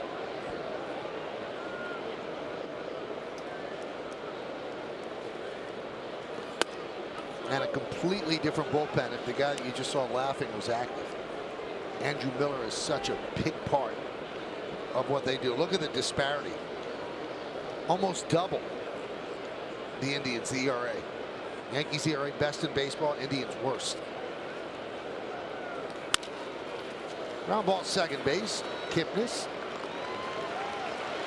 1 away.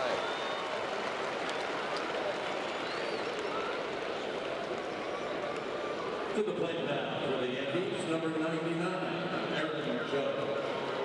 Did you walk to Progressive Field today, Al, or did you take a cab?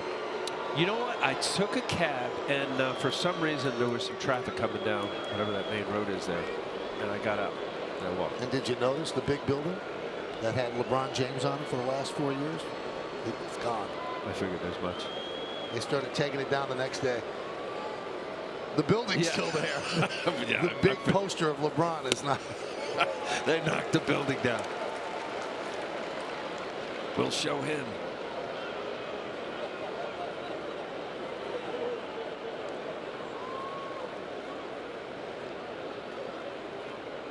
Well, you can say what you want about him, but he brought Cleveland something they had not had for a long time, and that was a championship. Yeah. Coming back from 3-1 down to beat the Warriors, a 73-win team. So he did what he came here to do. A kid from Akron. Now he's an LA Laker.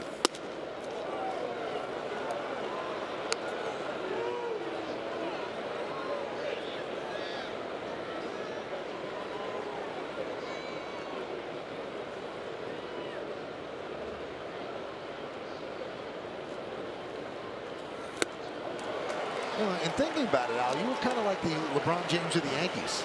Yeah. High draft pick, local kid. Keep going. It ends there.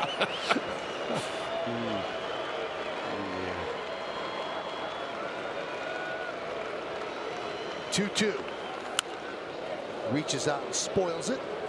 Just filled with disappointment. That's not true. You scored 3 World Series Well, rings. but early on, I mean, you know, you get to the big leagues with the club that drafted you. You dream and fantasize of all the stuff that you want to achieve as a big leaguer. First 6 outs you ever got, strikeouts. That is true. And Mickey Mantle called that game. Really? On Yeah. Sports Channel. Yeah, with Hawk Harrelson. Wow. Anyway, you have a tape of that? I do. You do? I do. That's neat. It's VHS. Yeah.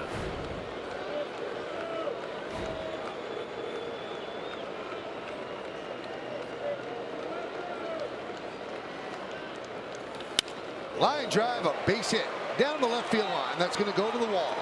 Playing it in the corner is Brantley, and Judge picks himself up a 1-out double.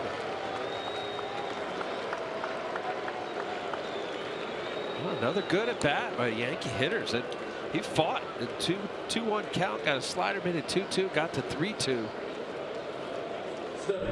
Kind of a flat slider on the Mercedes-Benz Yesmo. You see his foot goes down, but out in front. Was able to stay back enough and strong enough to get that ball down there in left field line. How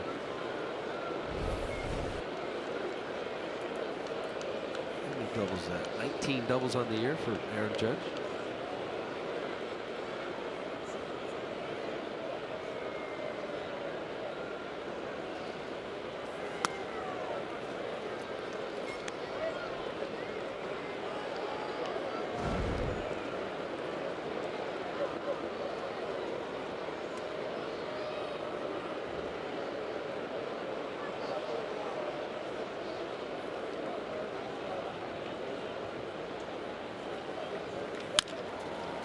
Ground ball right side. Alonso flips to Kluber as Judge moves to third.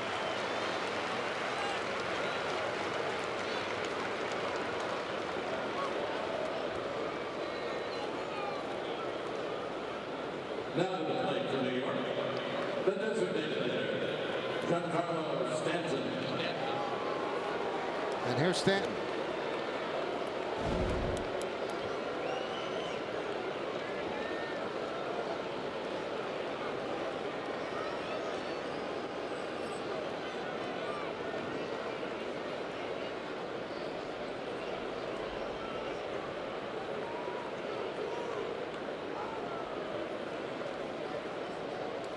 Judge leads off third. Kluber with a strike on the inside part of the plate, 0-1. Yankees lead 4-3. We're in the top of the 5th inning at Progressive Field.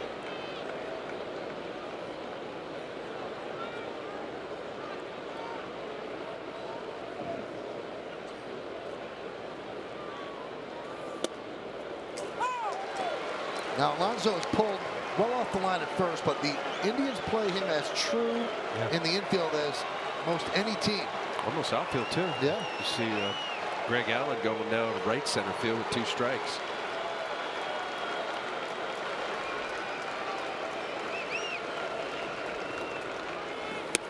Swing and a miss. Stanton down on strikes. No runs a hit, no errors. 1 man left at the end of 4.5. We're halfway through. Yankees lead by 1.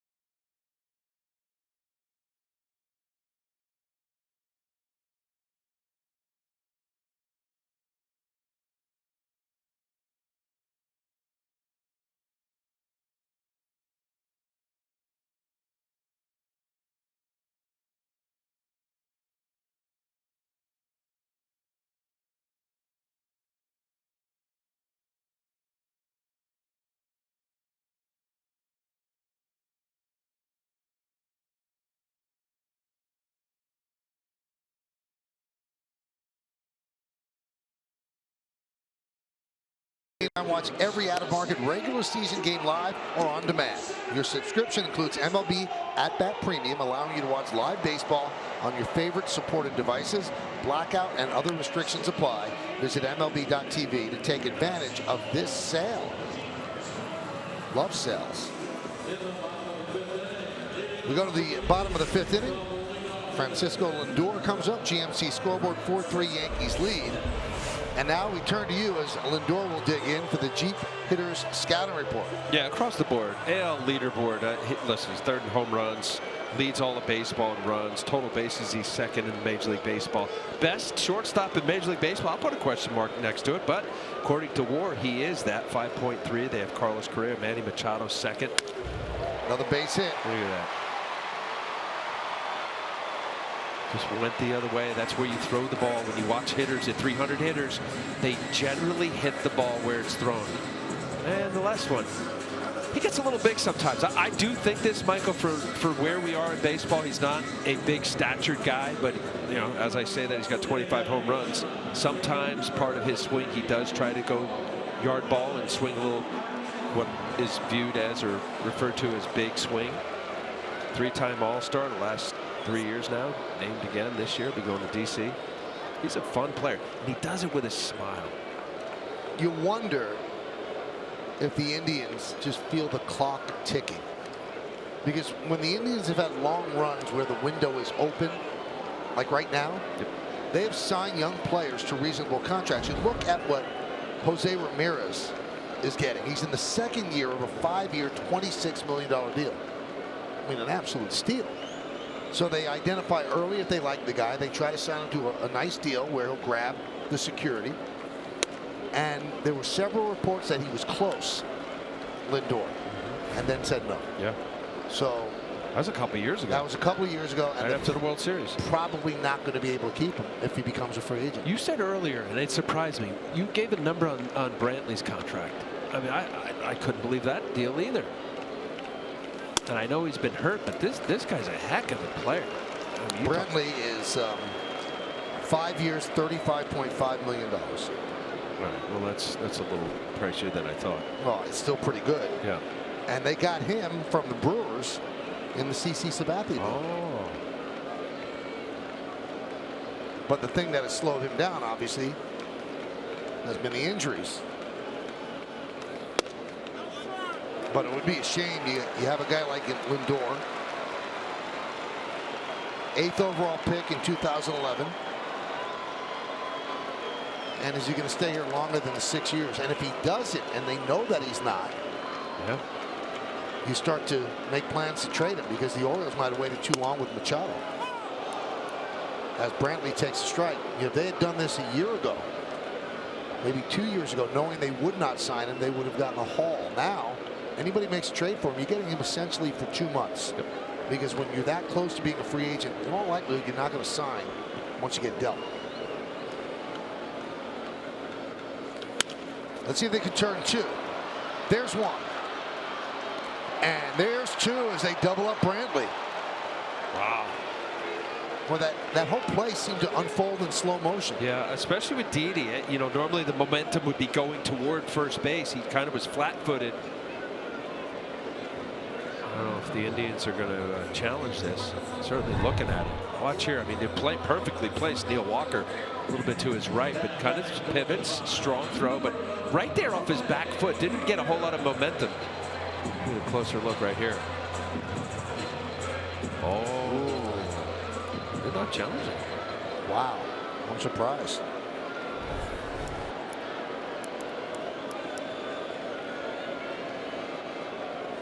Jose Ramirez takes upstairs.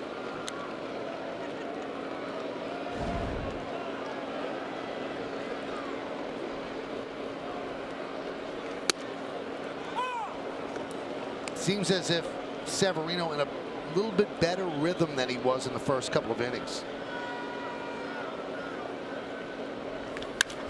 And then there's that, as that one is crushed to right field. Tie game. Wow. A 99-mile-an-hour fastball. He drilled it into the seats and right.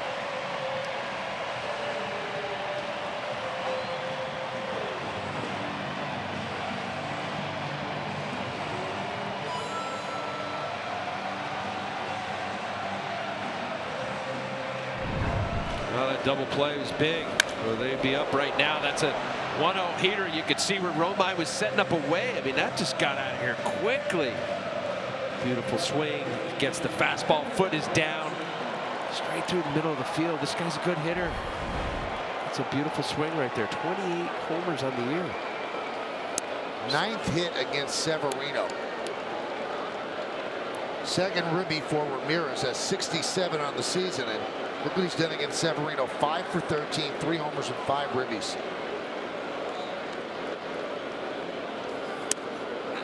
There's a swing and a miss, 0-2.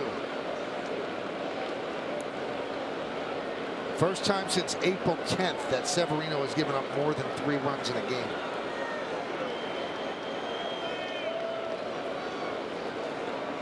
Swing and a miss.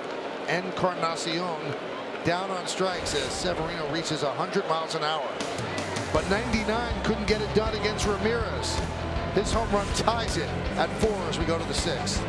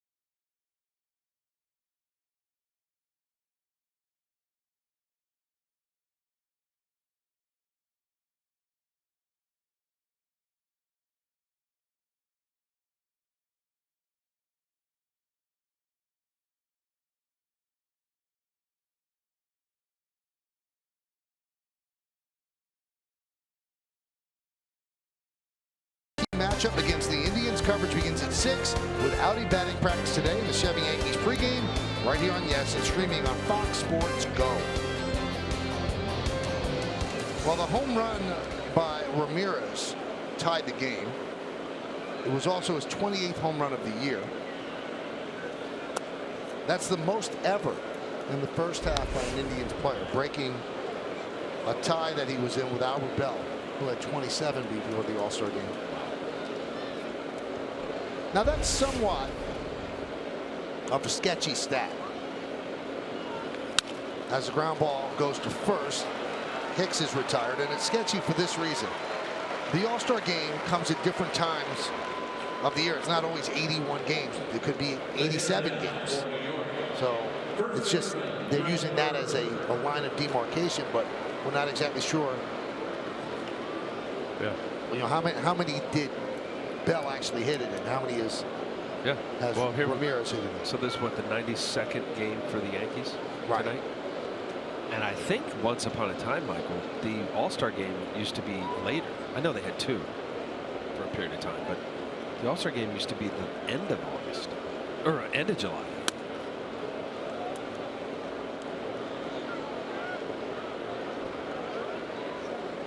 One-0 count on Bird. Bird just missed a home run last time up, doubled off the wall in right center to drive in a run. So Bird has a 6-game hitting streak, and in his last 4 games he has 10 runs batted in.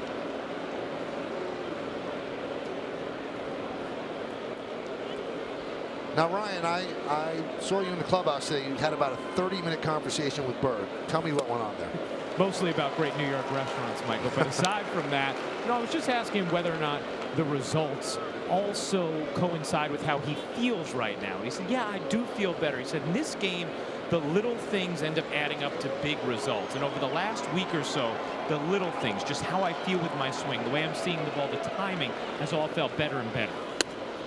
And as a result, he has gotten the results at the plate as those little things have started to feel better. He said he's had moments where he's thought, okay, I'm close, but it's this last week where he's finally felt like it is coming together for him. Here's the 2-2. And what's interesting, Ryan, is that the guys in the dugout see it way before we do. Aaron Boone has been saying this for a couple weeks. I could see it. It's about to happen. The way he's hitting balls, the way he's lifting balls rather than just grounding out. They knew it was coming before it did. And that's why he said, Bird, that is, the key is just to keep going. Because when you can feel it, you usually are around the corner. You can't give up even if you're not getting the results. Swing and a miss. Bird down on strikes. So 2 away here in the 6th inning. It's a 4-4 game. And the Yankee bullpen getting busy. Adam Warren first up. Well, I mean, the biggest thing of all of this, and the game is mental. So when you come off an injury and you're trying to find your timing, and hitting is awfully tough to do even when healthy, and the numbers aren't there, you press, and it becomes, it's in your mind, and you're trying to keep the positive, good perspective, and I'm going to put a good swing, I'm swinging a strike, all that. And Duhar with a single through the right side. He's been on base all 3 times. A double, a walk, and now a single with 2 outs in the 6th inning. It's a huge part of the game, Michael. 3 simple things, and I think these players get inundated with a lot of information. I wanted to know who was going to swing at the first pitch, who were the fastball hitters, and who was hot, who was cold, who couldn't wait to get to the bat rack to get in the batter's box. You could see it. You could see the exuding confidence of a player, or not, and it applies to the pitcher too.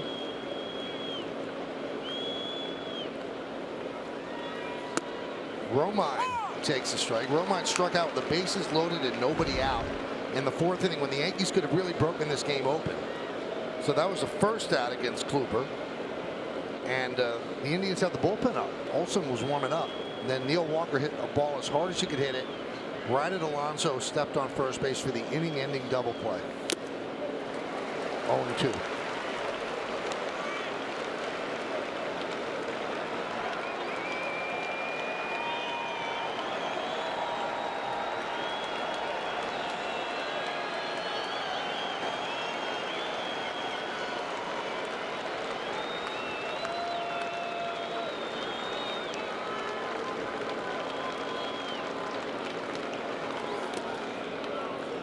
One and 2.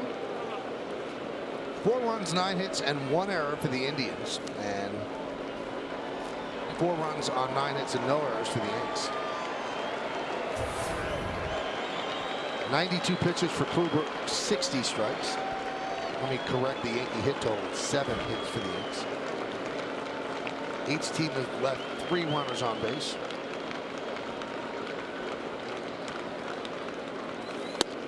Two and 2.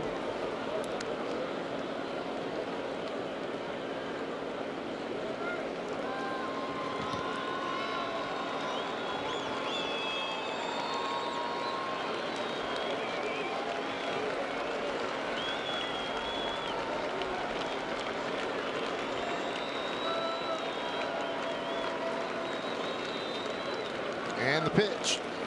Swing and a miss.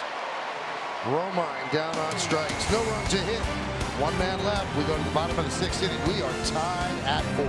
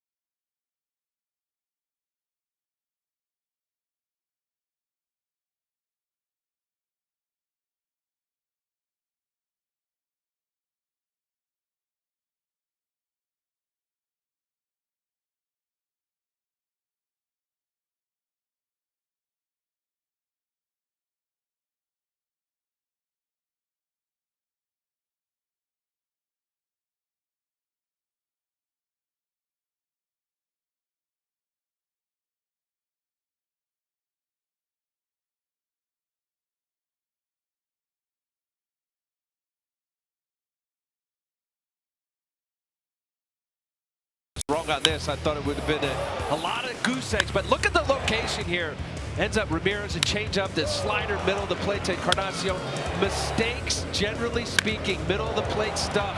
And even at 98, 90, that's 99-mile-an-hour fastball right there. Ramirez deposited for 4 runs, kind of ruined the night for Luis Severino. But same, Kluber, we're looking at, what, 3 or 4 hits, maybe 0, 1, nothing kind of thing.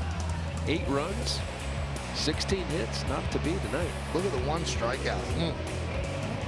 An odd night for Luis Severino, so he will finish the first half of the season at 14-2, and now waits to see if he gets the All-Star start for the American League. He will not get a decision tonight. Adam Warren will be the first of the relievers to come out of the bullpen for the Yankees. This will be his 20th game, 28 strikeouts in 23 1/3 innings. Too many walks, 21 hits, 9 walks. That's 30 base runners in 23 1/3 innings.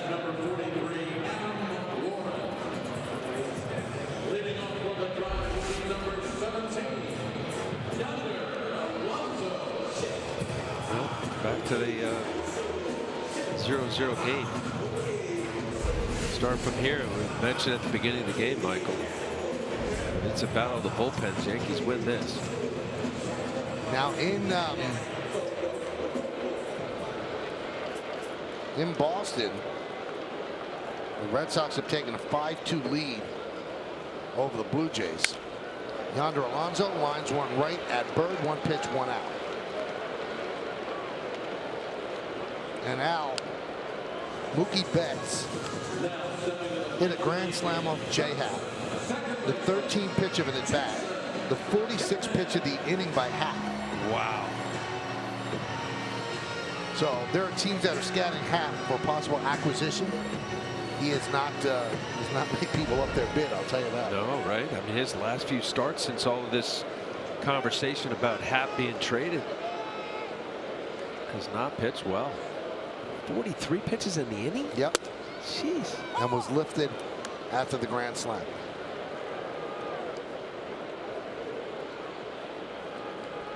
It's one of my starts.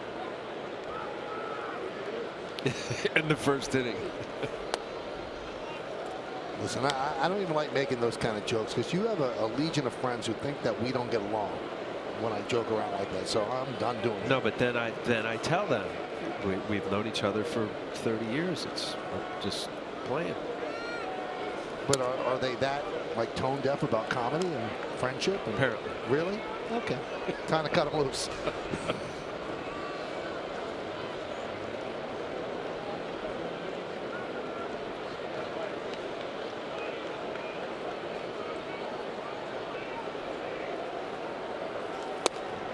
Two and 2 on Kipnis. Change up. I mean, Adam Warren was really kind of a guy, especially a couple years ago. It was pretty much you knew you were going to get a slider. A couple change ups there. Beautiful pitch. Best pitch in baseball. All the great hitters that I was teammates with and talked about what's the hardest hit to pitch, hardest pitch to hit is a changeup because you can't practice it. You can put a pitching machine, wind it up to 98, 100 miles an hour. Eventually they time it. You can set a pitching machine that sliders, keep throwing it, you can hit it. Curveballs. You can't practice a changeup. Because everybody's different. And the difference in off the glove of Walker, and it goes into right field. Kipnis is going for 2. The throw by Judge is not in time. We'll see how they score that. It was hard hit, but that's a ball that Walker should make the play on. Well, I mean, he is playing short right field, so that might factor in. It was hit hard. It is an E40. Yeah, I mean, the fact that he did get in front of it. Let's take a look here. 1, 2, 3. Yeah, he's right in front of him. Right out of the gate, Kipnis hasn't had a great year batting average wise, but as soon as he saw that ball kick away, 223 coming into tonight's game, did not hesitate.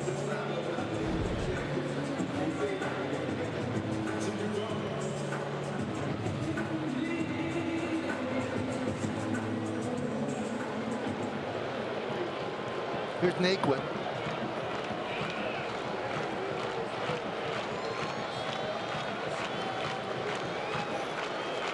Now, is it true, Al, what Andy Petty used to tell me, that if you feature a cutter, it's impossible to throw a change. Just the way the wrist is tilted, it's hard to do both. Yes, because of the way it comes out. And I had a terrible changeup. I threw just a few just to get him off my four-seamer cutter. But Andy's right. You know, you turn your hand in for those pitches, and a two-seamer or changeup, you kind of what's pronate is where your hand goes out, thumb goes down, you kind of have like a screwball effect. So it's hard to have both. Mariano and Andy, when they came up, they had good changeups. And then they developed cutters and the changeups went away. It's just a different finish. 1-1. Swing and a miss. 1-2 on Naquin. And the reason why you can't practice changeups is because the very nature of the pitch is to change up off another pitch. Right. So you're not going to have a pitching coach say, okay, I'm going to throw lob balls and get used to a 60-mile-an-hour pitch. The effect is 90, 75, 93, 78. And you can't teach it. And the optimum, I mean, not optimum, but the minimum that there should be a difference, it should be 10 miles. 10 miles would be ideal. Curveball, you want to go 12 miles plus, you know, if you have that big separation. But yeah, I mean, there were some guys. I played with Josh Beck, and I used to kind of argue with him. He had a nice career, but he'd throw his fastball 95, and he'd throw a 90, 91 mile-an-hour changeup. Just hold it like a changeup, but throw it as hard as he could. And that's just a bad fastball. Yeah, I just thought there wasn't enough separation. So ideally, you know, Moose at the end of his career, you know, he had the big slow curveball, but he had a good changeup that had great separation of 12, 13, 14 miles an hour. We'll see if Warren goes change up here to Naquin. Righty to lefty, that's when you throw it. Runner at second base on the error by Walker. Yankees' first error of the game. Each team with a miscue. 4-4 game. We're in the bottom of the 6th inning.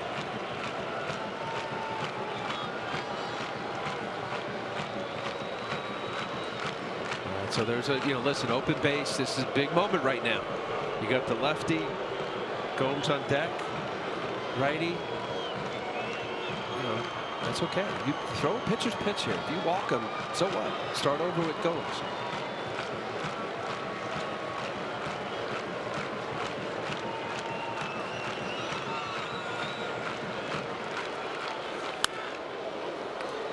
Slider.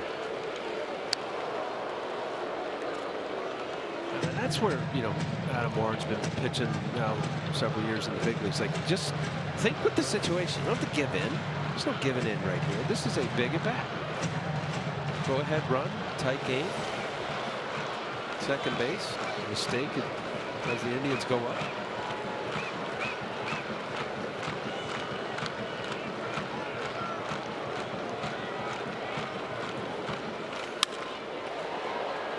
Try to get the fastball by him. Naquin fouls it away. Yeah, that's a good call right there. And that little short hack from Naquin. That's a I want to just put the ball in play swing. So he's going to allow himself to get beat on the fastball as he did there, 91. Knowing that Adam Warren is much more prone to throw sliders. Throwing more changeups now.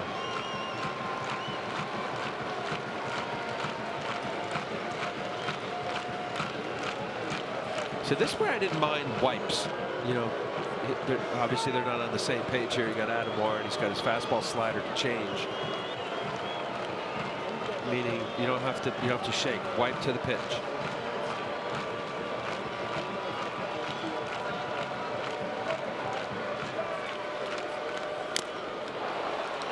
And he tipped it into the glove of Romine, who holds on for the second out. It's a great call, Michael.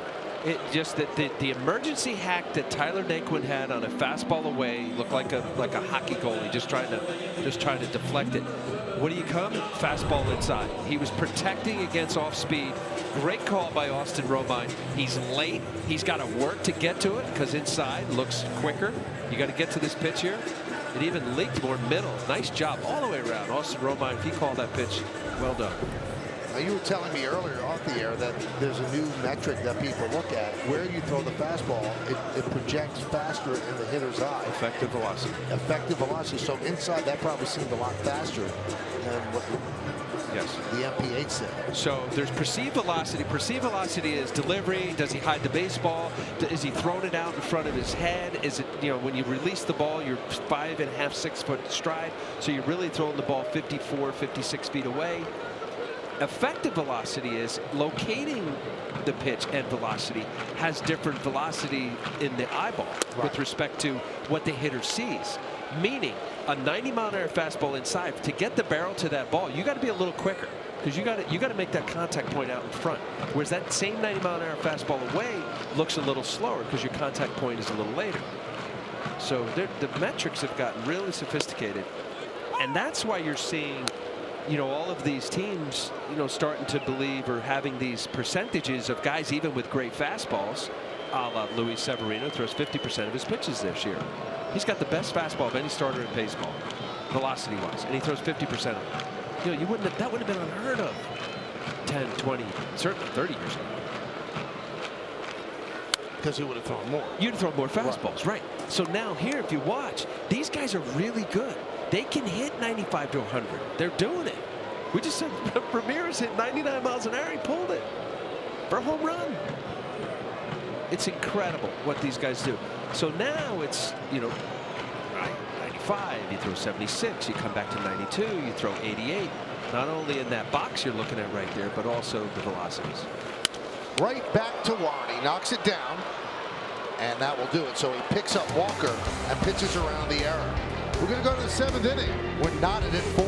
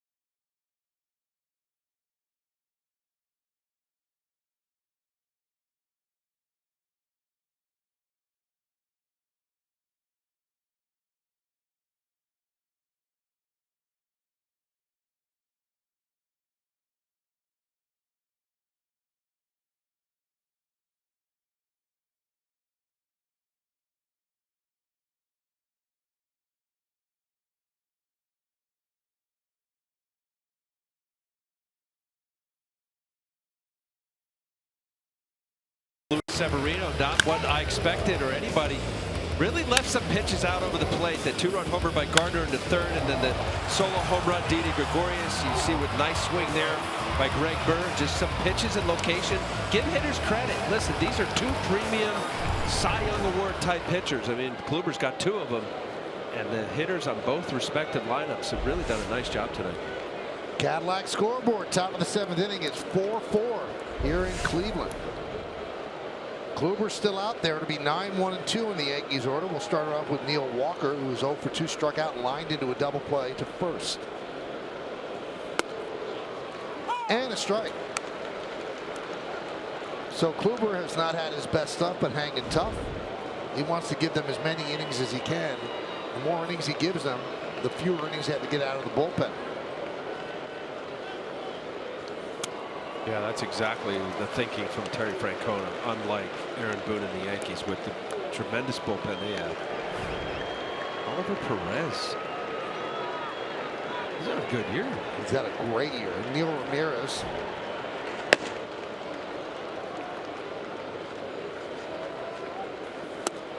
Swing and a miss, and Walker down on strikes. One away here in the 7th. A couple nasty changeups. And also, too, you got the All-Star break coming up here, so these guys coming down the stretch that won't be at the All-Star game of pitching. What a piss. That looks like a split finger movement. Yeah, plenty of rest. So Terry Francona may push him another inning. At least get him through this inning.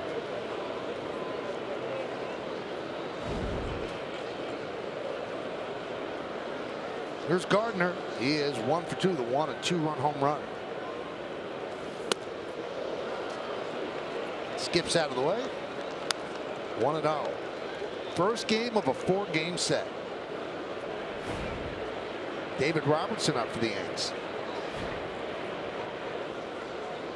Aaron Boone said everything's good to go with Aroldis Chapman knee-wise, so he has to be used. He can be. Fly ball left field on the run. Brantley makes the play. 2 down. Yeah, quick hitting here, Michael. You wonder what the conversation will be with Terry Francona and Corey Kluber.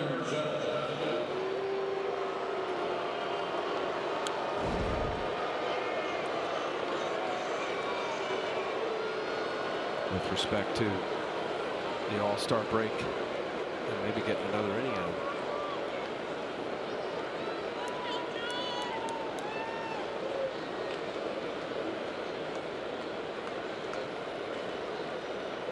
Here's Judge. He's 1 for 3. Double the left his last time up. High fly ball, right field. Naquin back. He's there. And a 1-2-3 inning for Kluber against the Yankees. Time for the 7th inning stretch in Cleveland. It's a 4-4 game.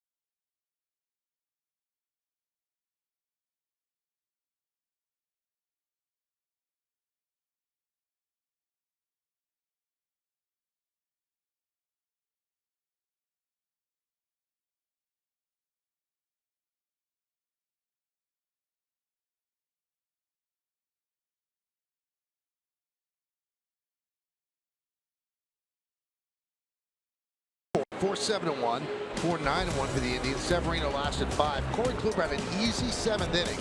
All likelihood he's going to pitch the 8th, especially because of the tough time the Indians have had with their bullpen. Brett Gardner, 2-run home run. Gregorius with 2 home runs in Game 5 against Kluber last year. It's a home run tonight. Jose Ramirez, an RBI single, a solo home run for the Indians. David Robertson will be pitcher number 2 out of the Yankee bullpen. Steady David Robertson. 28 hits, 41 and 3rd innings. 4 strikeouts in innings. A reliable guy for what is it, 11th season now in the big leagues. He's coming up in 05.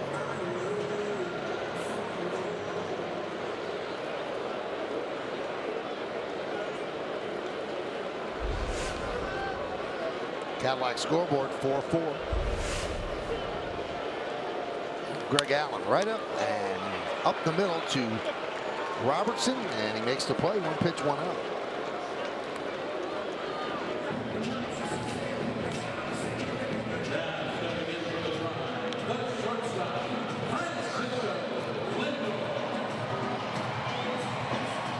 Back to the top of the order in the dangerous Francisco Lindor. 2 for 3.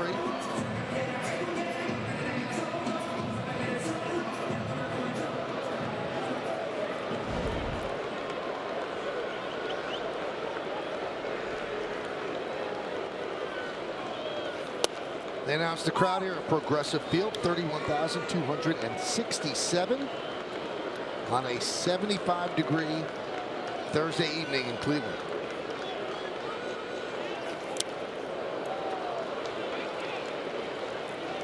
Oh, and 2 on Lindor. I said 05. As that rolled off my tongue, I had 05. I played for the Yankees. What? 2008, David Robertson came. Well, he was part of the championship team in 09.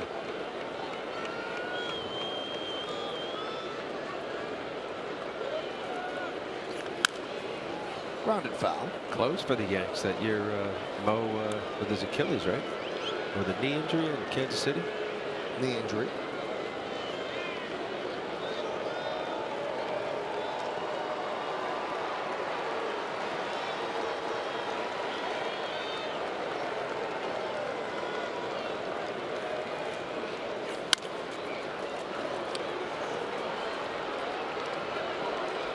Two away.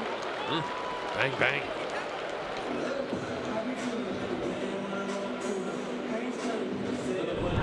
You got 4 sprints a night, maybe 5 or 6 if you're hitting a lot of hits and runs. Half a step.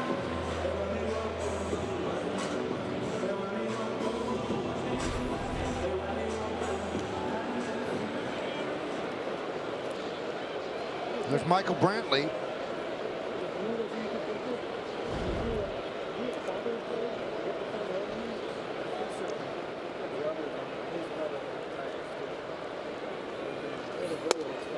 Oh, strike.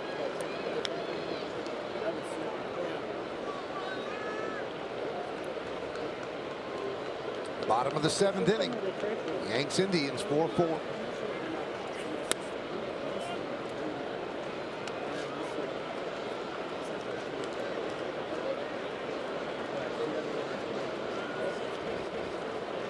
Seven pitches for Robertson, 6 strikes. That one bounced up there.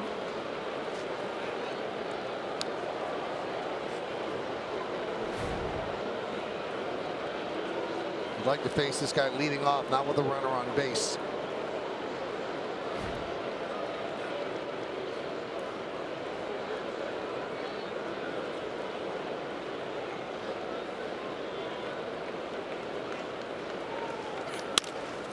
Over Robertson, but right there, playing him perfectly, is Gregorius, and Robertson works a 1-2 inning with 3 ground balls.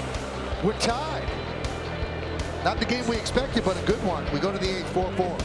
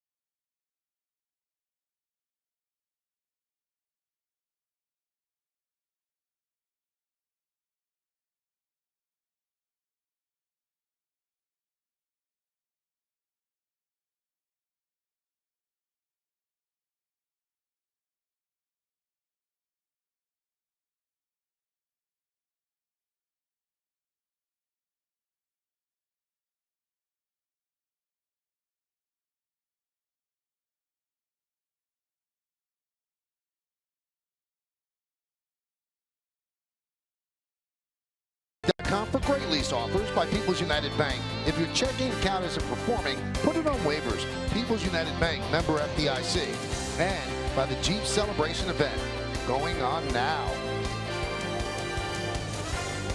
Will there be a celebration for the Yankees tonight as we go to the 8th inning? 4-4. Cadillac, the Hyundai scoreboard, 4-4. Gregorius will lead off. Takes pitch outside, 1-0.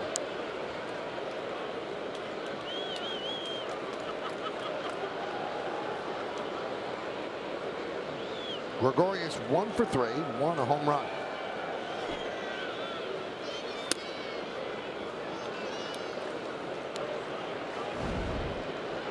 And a good count right here. A couple fastballs, one away, one in.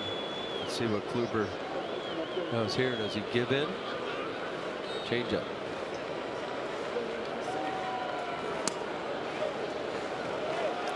Well, that's certainly not giving in, but now 3-0. Now do the Yankees turn him loose on 3-0? I think they do. Same two up in the bullpen for the Indians. Oliver Perez and Neil Ramirez.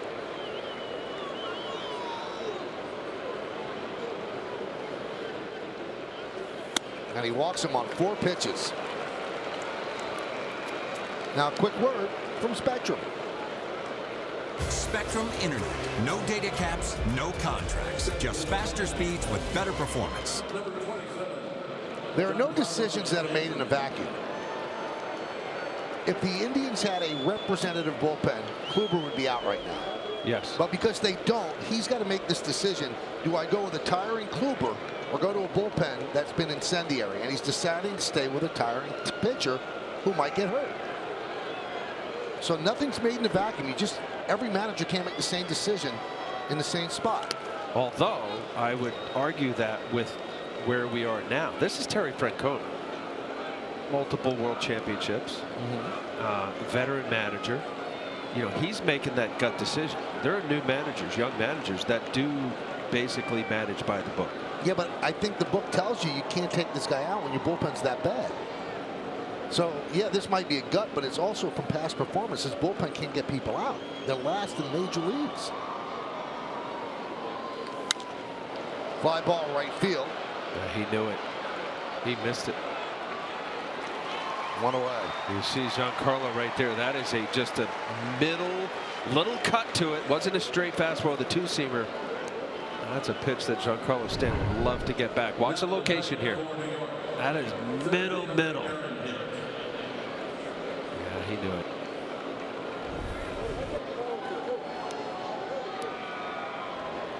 Well, there's also by the book too. You get over 100 pitches and the bells go off and everybody goes running around. You got to pull a pitcher. There's a couple factors here.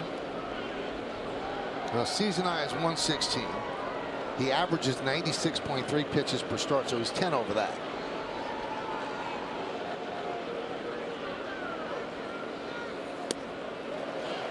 I mean, I think it's a no-brainer. You know, he had a little clunker in the third and fourth with a couple home runs, Gardner and Didi. But you know, this is the reigning American League Cy Young Award. You have an All-Star break coming up here Monday, Tuesday, Wednesday, Thursday next week. I mean, that's without a doubt. Even if they had a little better bullpen, it's a 4-4 game. I'm going in saying, hey, Skip, keep me in this one.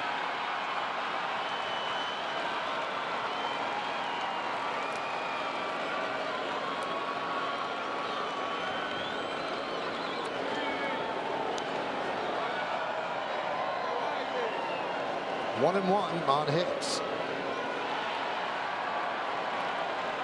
Hicks is 0 for 2, laid down a sac bunt, reached on a throwing error by Gomes. Kind of opened up the inning for the Yankees, but they scored just 2 and could have broken open the game.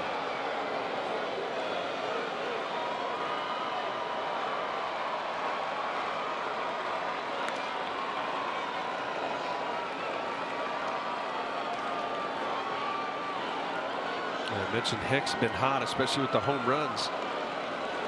Kluber has thrown Aaron Hicks a lot of changeups. Last 2 at bats, he got him out, both on changeups.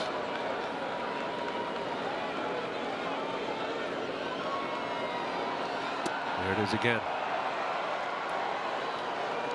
Consistent. This home plate umpire, Michael, Chris Siegel, I think he's been pretty tight. We've seen a lot on that strike zone box that have been what looked like a strike. He's going to the ball.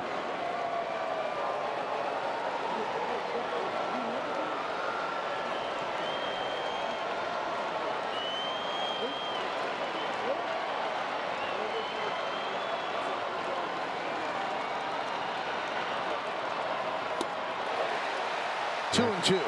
There it is again. Jan Gomes called a changeup. He shook. Called it again and threw it. This is back-to-back changeups. You got a hot hitter who's hit a lot of home runs. 9 homers in the last 20 games. Pulls the string. Now here in his head. Does he throw another changeup? Does he sneak fastball by him?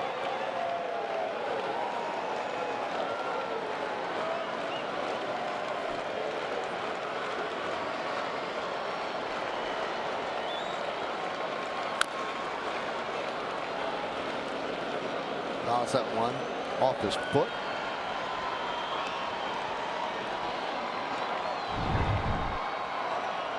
Out in front of this changeup again, 3 in a row. Ooh.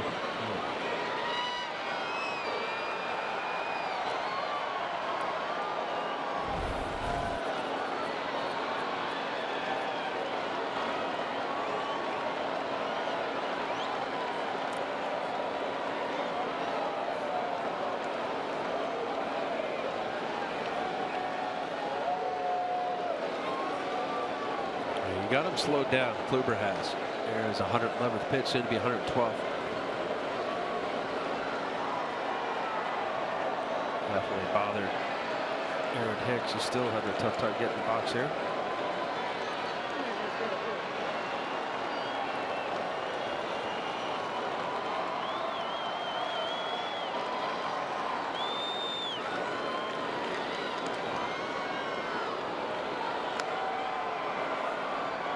Red Sox lead the Blue Jays 5-3. Top of the 7th inning at Fenway. Red Sox have won 9 in a row.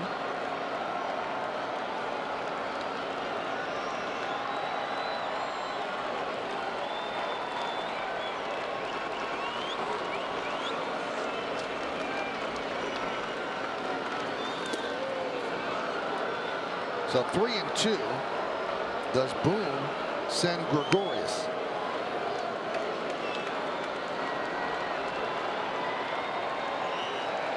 Didi leads the team in stolen bases with 10. Bird on deck. I say yes.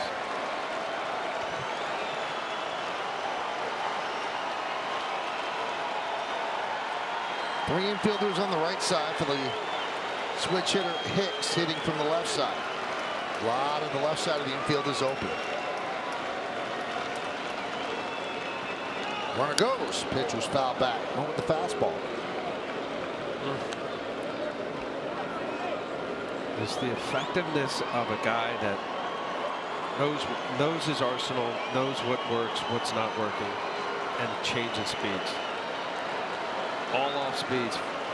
5 off-speed pitches until that fastball.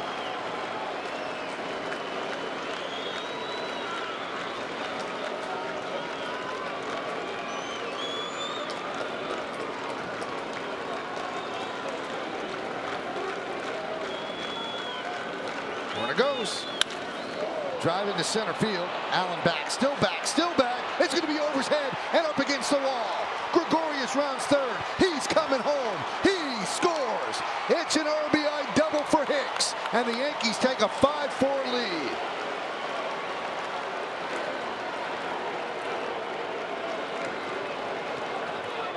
What a great battle right there. Aaron Hicks, a heck of a bat. Fought every pitch. Fouled off that fastball the previous one. He got another changeup. This was a great at bat. Changeup out in front, but it was up enough. Kept his head down. Allen trying to get it in quickly. Lindor, strong arm, but not even close to get Didi. So a big blow off the bat of Hicks. That'll do it for Kluber. As Francona goes to the bullpen, Yankees have a 1-run lead.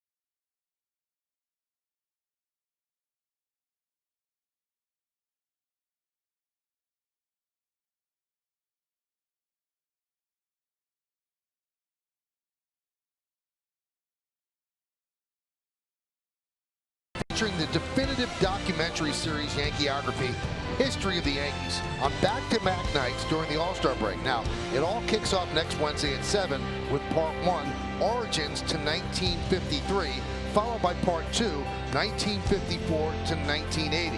And it all leads up to the premiere of the newest installment, 2004 to 2017, on Thursday night at 8.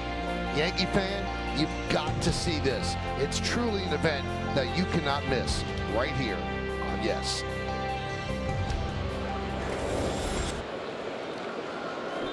So there's Hicks, who picked up his 43rd run batted in. And the new pitcher is Oliver Perez.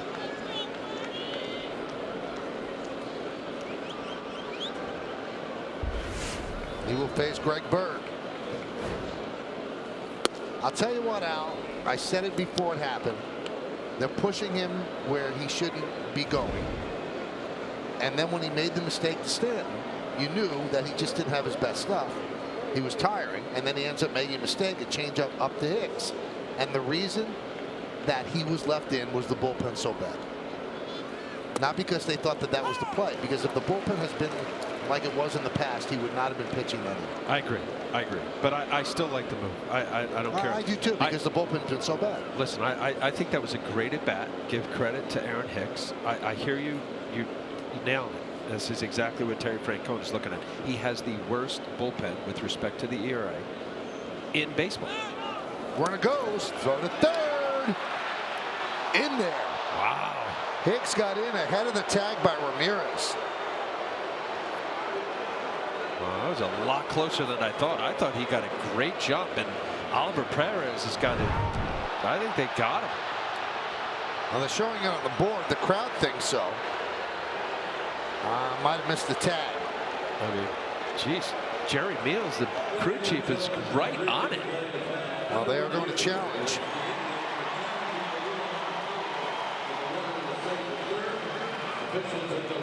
I mean, as we watch it, super slow-mo, but... No, he's in. I don't think he tagged him out. You know what? That's a better angle. That swipe tag, it looked better from the other angle. With this angle here, it looked like he got him.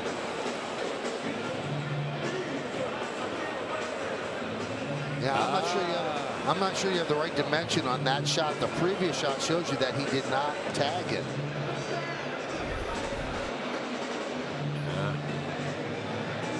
Ollie Perez, he's got the big old leg kick and crazy arm action.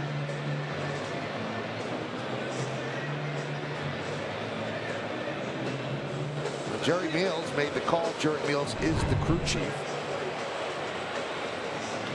And I don't think he tagged him on that angle.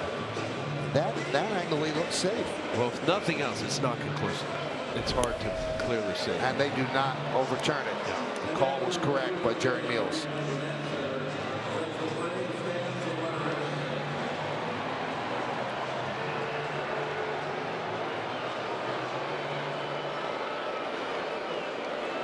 Hicks is 8th stolen base on the year. Only been caught once. Well, that helps out Bird a bit as they bring in the infield. And a 2-1 count on the lefty swinging Bird. 2-2.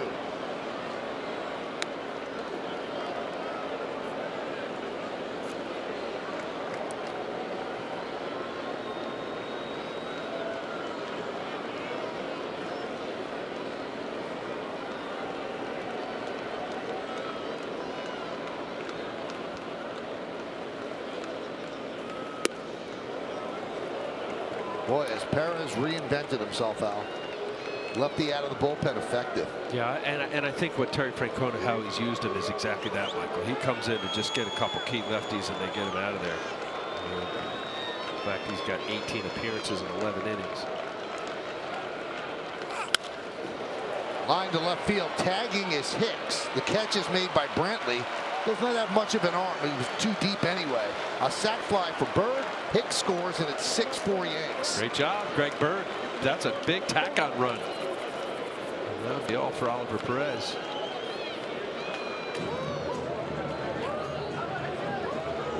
So Bird, his second RBI of the night. and now has 11 ribbies in his last 4 games. Terry Francona will go to the bullpen again. Yankees are up by 2.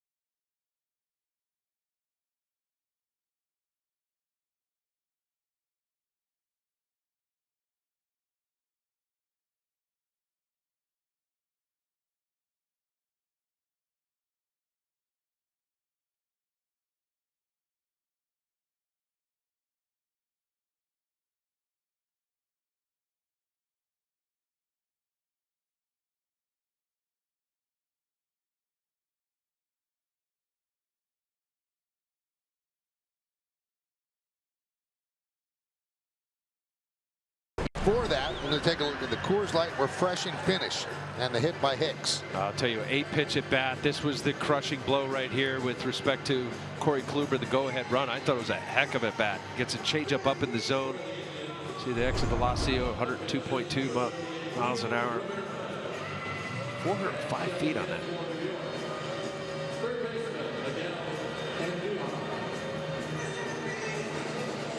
So the Yankees have battled in this one. Now they're up by 2. And Neil Ramirez takes over.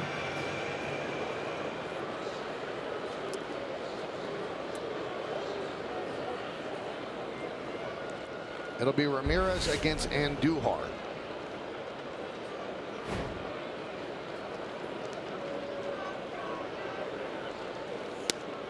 And there's a strike to Andujar. Andujar 2 for 2 with a walk.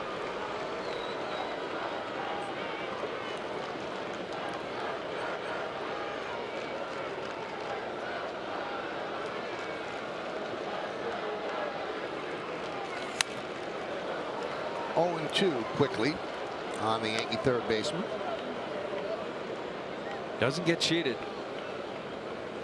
Miguel Andujar, he sees fastball, he's swinging.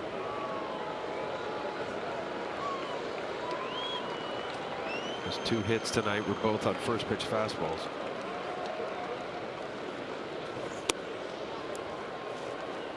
One and 2.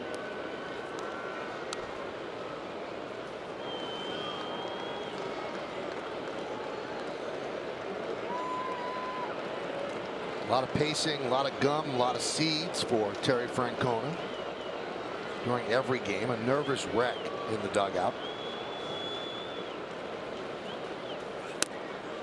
I was told that Francona chews more than 100 pieces of gum a game. Just changes it every inning. That can't be good for you. You think?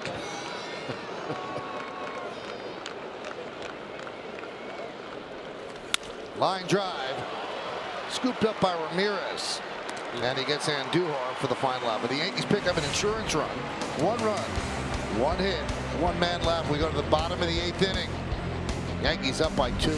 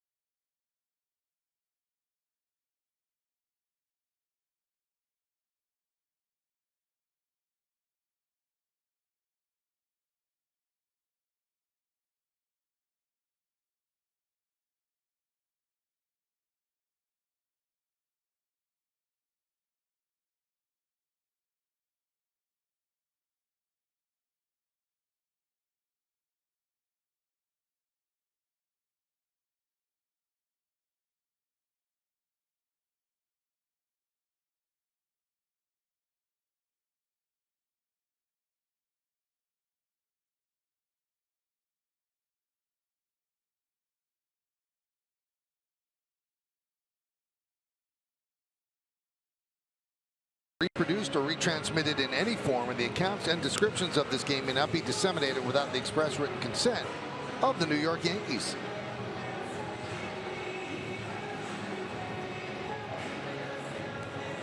So Aaron Hicks with a big double, a big stolen base, and a big run scored. Tyler Wade takes over at second base to tighten up the defense. And the new pitcher is Dellin Betances. Right now, David Robertson is the pitcher of record for the Yankees. Luis Severino started, went 5. Adam Warren a scoreless 6th. Robertson a scoreless 7th. Now on to Betances. Hyundai scoreboard at 6 for the Yankees. So Ramirez, Encarnacion, and Alonso against the Yankees' big right-hander.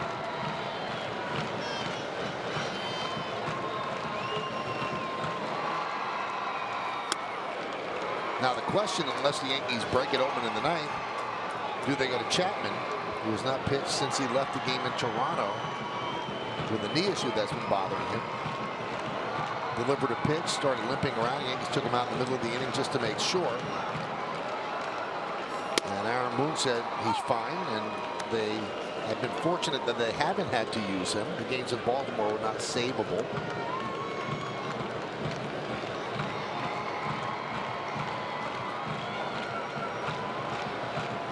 But first, Betances has to do his job, and he's 3-1 on Ramirez. There's Chapman starting to get ready. I don't think that explains it. He was available, right? He's been available, yes, but they just haven't used him.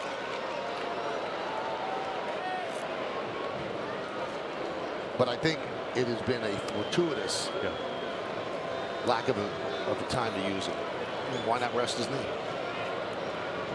Might be something that he'll have to deal with all year. He's had to manage it all season. That's not the first time it really showed up. And that's a costly walk to Ramirez to start of the 8th.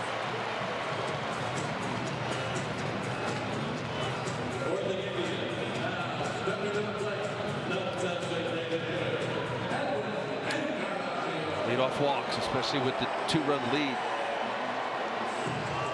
And all fastballs that last pitch and curveball, he just overthrew it. Encarnacion always dangerous.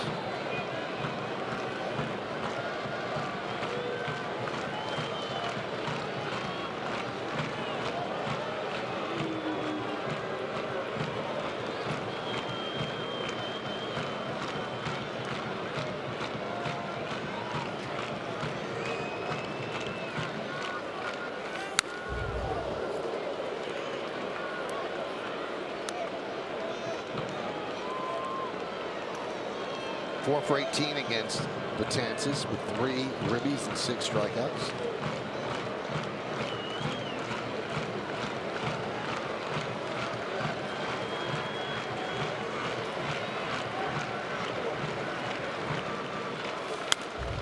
Popped up. Romine and Bird. And Romine makes the play in front of Bird for the first out. Boy, Bird came a long way for that.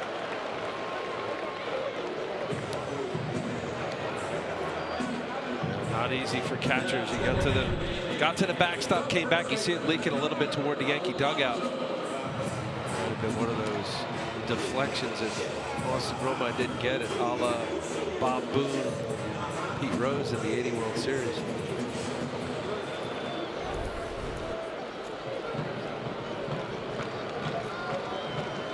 So here's Yonder Alonso. 2 hits and 3 at-bats. And a strike from Betances.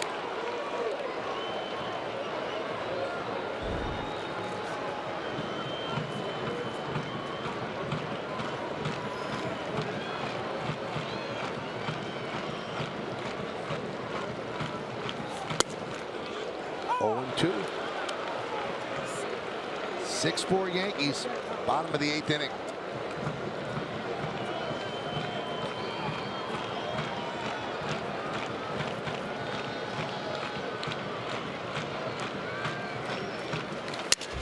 That one is looped into right field. Wade back and makes the play.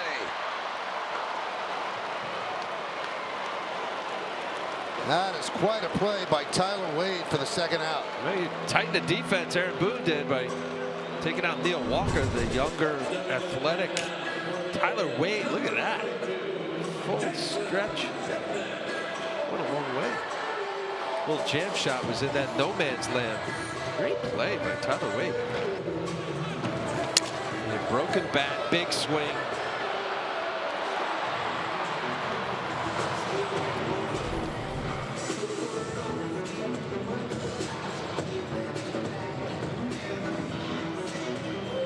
Just waved off Steve Donahue, who's coming out with a towel, but Wade said he's fine, so makes Aaron Boone look pretty smart.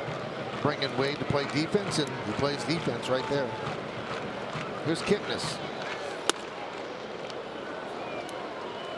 1-0.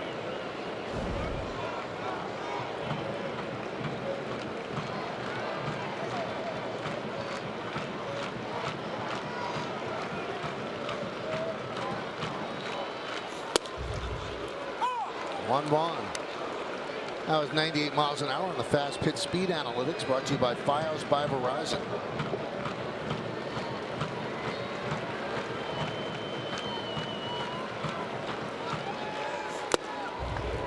Now 98. 1-2. Just coming right at these Indian hitters. Cody Allen getting ready for the Indians. Closer.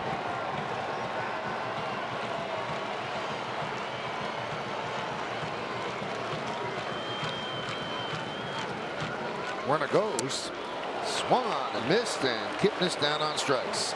So a scoreless inning for Betances, who works around the leadoff wall. We'll go to the ninth. Yankees up by 2.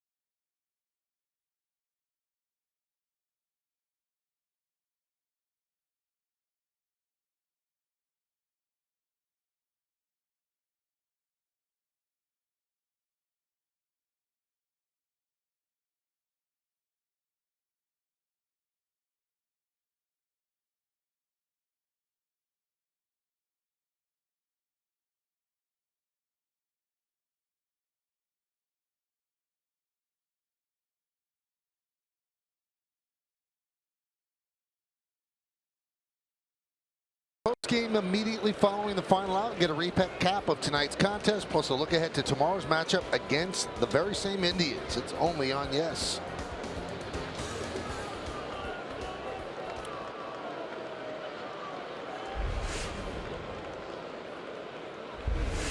(6-4) Yankees.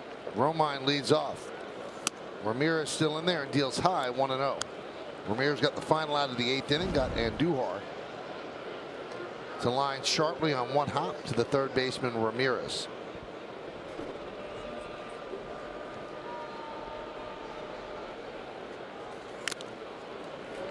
One and one.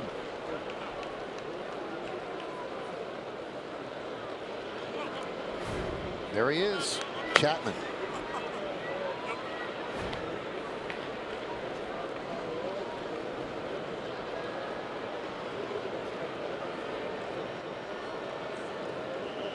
Speaking of the Yankee bullpen, Al, it's only right to send out birthday wishes to Chasen Shreve, his 28th birthday today. 28. Do you know what happened on this day in 1989? Al? Ron Guidry retired. And he retired because at the time they didn't have the medical expertise to correct what he had. You know, he had a little shoulder problem, I believe. And if it was today, I don't think he would have had to retire for that. I know he had chips taken out in one of the spring trainings that I was with him. Either 88, 8, or 9 in his elbow. Well, that right there is the golden sombrero. 4 strikeouts for Austin Romine. Terry Francona will go to his closer, Cody Allen. Just get him to get some work against the Yankees. No, it's not. No, they sat Allen down. It's going to be Olsen, the lefty, against Tyler Wade. So Olsen comes on to face Wade when we get back.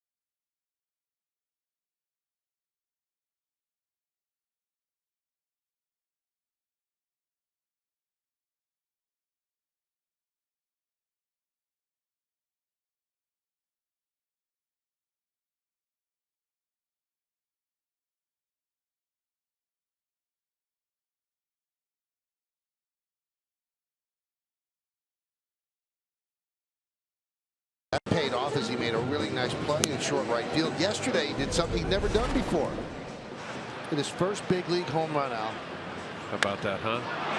First shot, Camden Yards, come into the dugout and silent treatment. And you love that, Michael. You know what? I know it's a long time baseball thing, but why ruin a great moment for a kid, his first home run, and he has to suffer the awkwardness of high-fiving no one. It's old. Show the kid some love. So you like it? I do think it's old. I used to like it. It's funny. I don't think it's funny to the kid. It is. Wait, his whole life did that home run. Sensitive. Yeah, it'll be on the video. All these guys ignoring him. If I finally, broadcasted a great game and you didn't tell me anything, you just gave me the silent treatment, we would never talk again. But see, now this is very subjective. For the very person who likes you, there's another person who doesn't like you. That's not subjective. He just hit a home run. We know that was great. Right, and they gave him the silent treatment. Yeah, but that doesn't matter. You know it was great. Okay. This is subjective. I've heard that.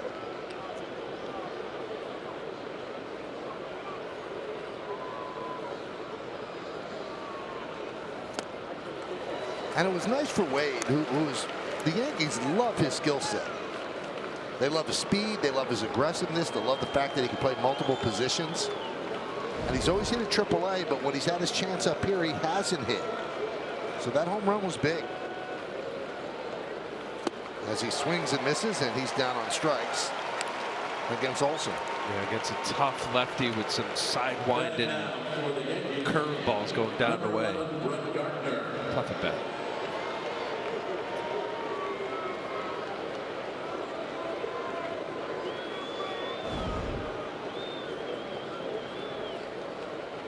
Here's Brett Gardner. His home run in the second. I thought that was huge, Al.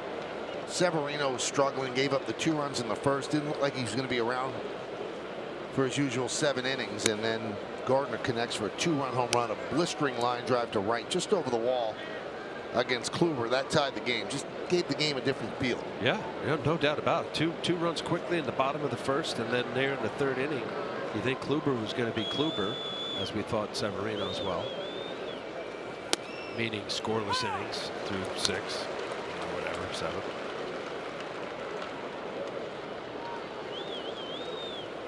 Just good at bats, Michael. I look at this Yankee lineup, and it's just there's so many different guys in this lineup that can hurt you legitimately.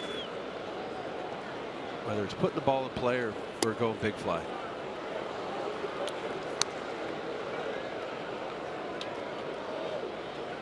And I know we talked about it at the beginning of the telecast, and get Greg Bird feeling right and better and good and confident, consistent. Aaron Hicks and what he's done to lengthen the lineup.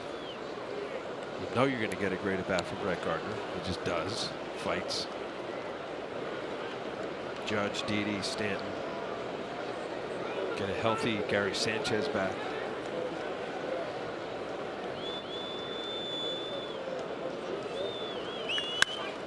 Driven deep to right field, and that ball is off the pole. See ya! Another home run for Gardner, and the Yankees lead 7-4.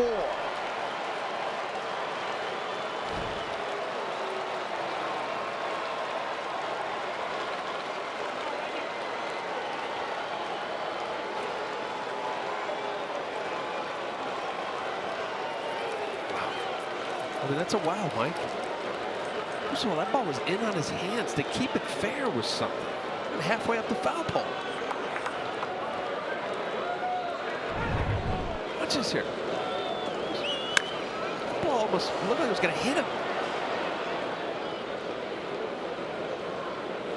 Clang as Francona will go to the bullpen because of this home run, the 9th by Gardner this year.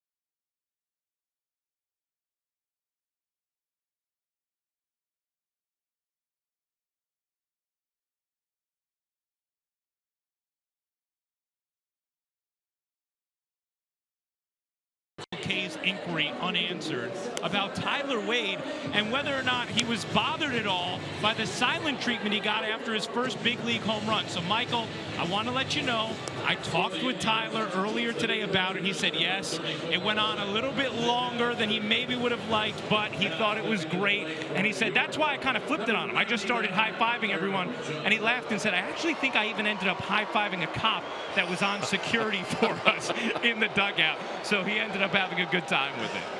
Well, great work by you, Ryan, but there's no way a rookie is going to say, you know what, I didn't like it. I thought it was awful. I mean, you'd be ostracized in the clubhouse. But the fact that he admitted went on a little too long. Zach McAllister deals a strike to Aaron Judge. Brett Gardner with 2 home runs in this game. 2-run shot and a solo shot.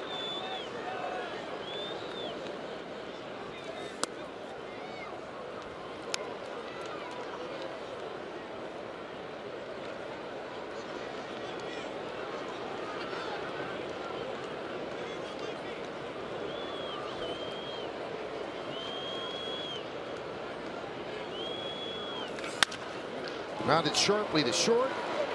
Lindor gets Judge, and that'll do it. The Yankees tack on a run. 1 run on the Gardner home run, and nobody left on base. We go to the bottom of the 9th. Chapman will come in to try to close it out.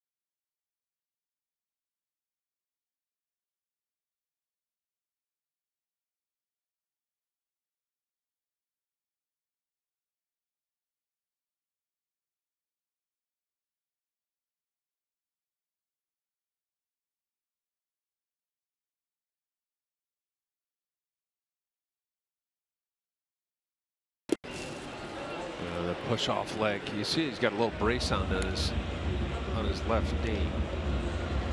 Took him out mid-game just to make sure. He said he could have finished. It's been bothering him for a lot of the year.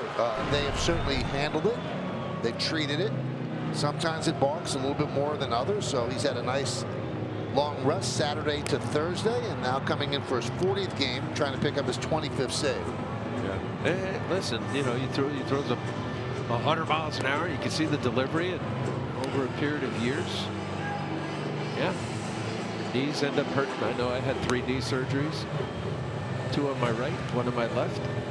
Now the first batter is going to face Rajai Davis, who hit one of the biggest World Series home runs you'll ever see, but it kind of gets lost because the Indians didn't win the World Series. But this one electrified the crowd against Chapman, who was ridden into the ground by Joe Madden.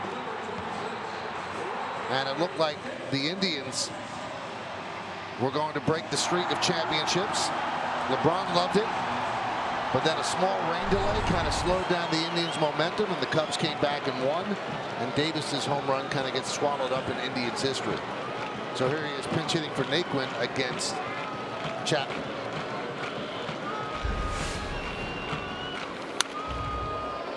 .99 fouled away.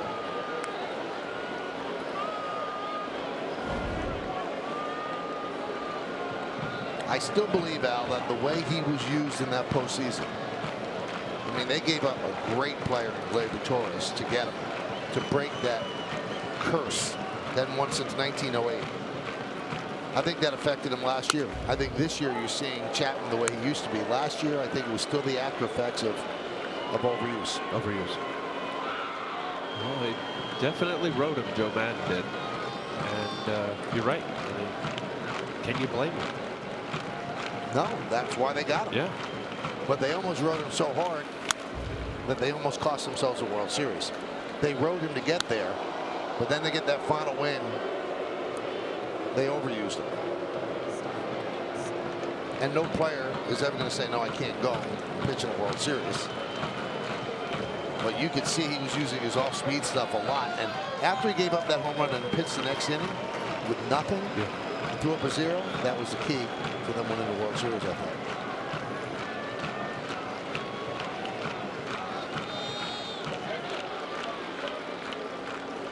One, 2. 2-2. That's kind of the pitch that Aroldis Chapman is throwing more of.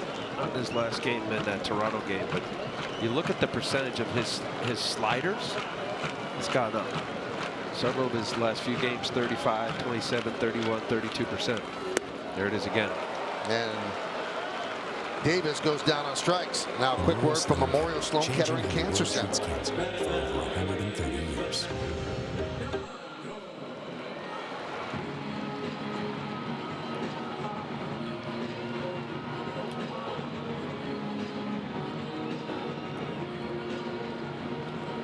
Here's Gomes.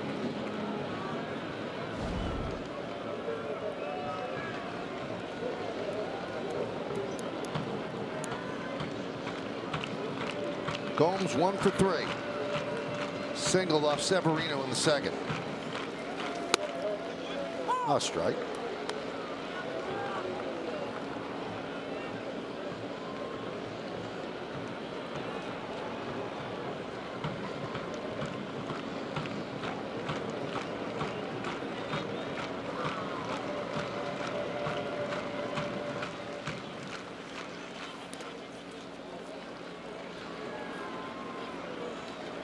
Chapman, one of the Yankees that will represent them in the All-Star game Tuesday in D.C.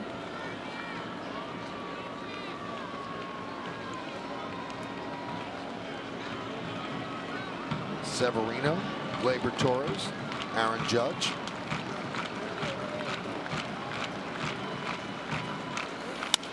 Ground ball at third, and Duhar. Yankees in out away. Brendan Geyer on deck will pinch hit now for Greg Allen.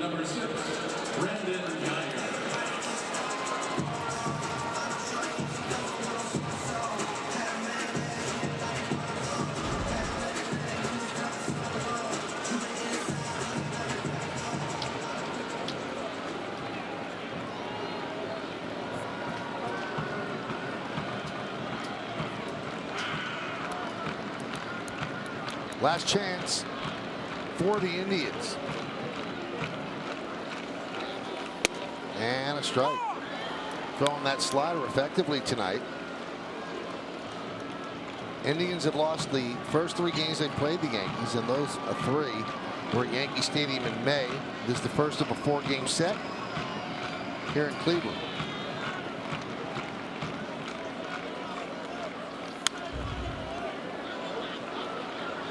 Oh, 2.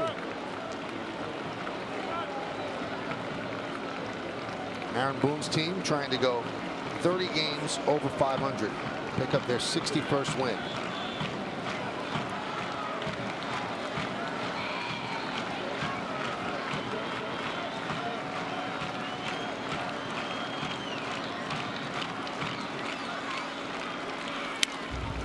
High pop-up on the left side.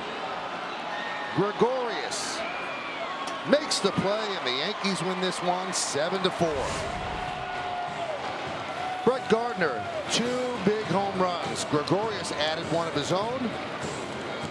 A big double and a stolen base by Hicks, and the Yankees win this one 7-4, and they do it without the best Severino. Yeah, not what we expected, right? We were thinking this more 2-1, maybe 3-2 at best. But listen, the starters didn't do as well as we thought. But I just thought the Yankee hitters, really the depth of what they were able to bring against a tough pitcher. I mean, there was some quality at bats all the way through. Obviously, Aaron Hicks, to me, that at bat right there was really the big at bat for the night, even though there was a couple home runs by the Yankees. So Chapman comes back. Looks like he's healthy, throwing hard. We're going to 1-2-3 9th inning. Yankees start the final series of the first half with a victory. 3 more to go. We have so much more to do from Cleveland. You come on back right here on Yes.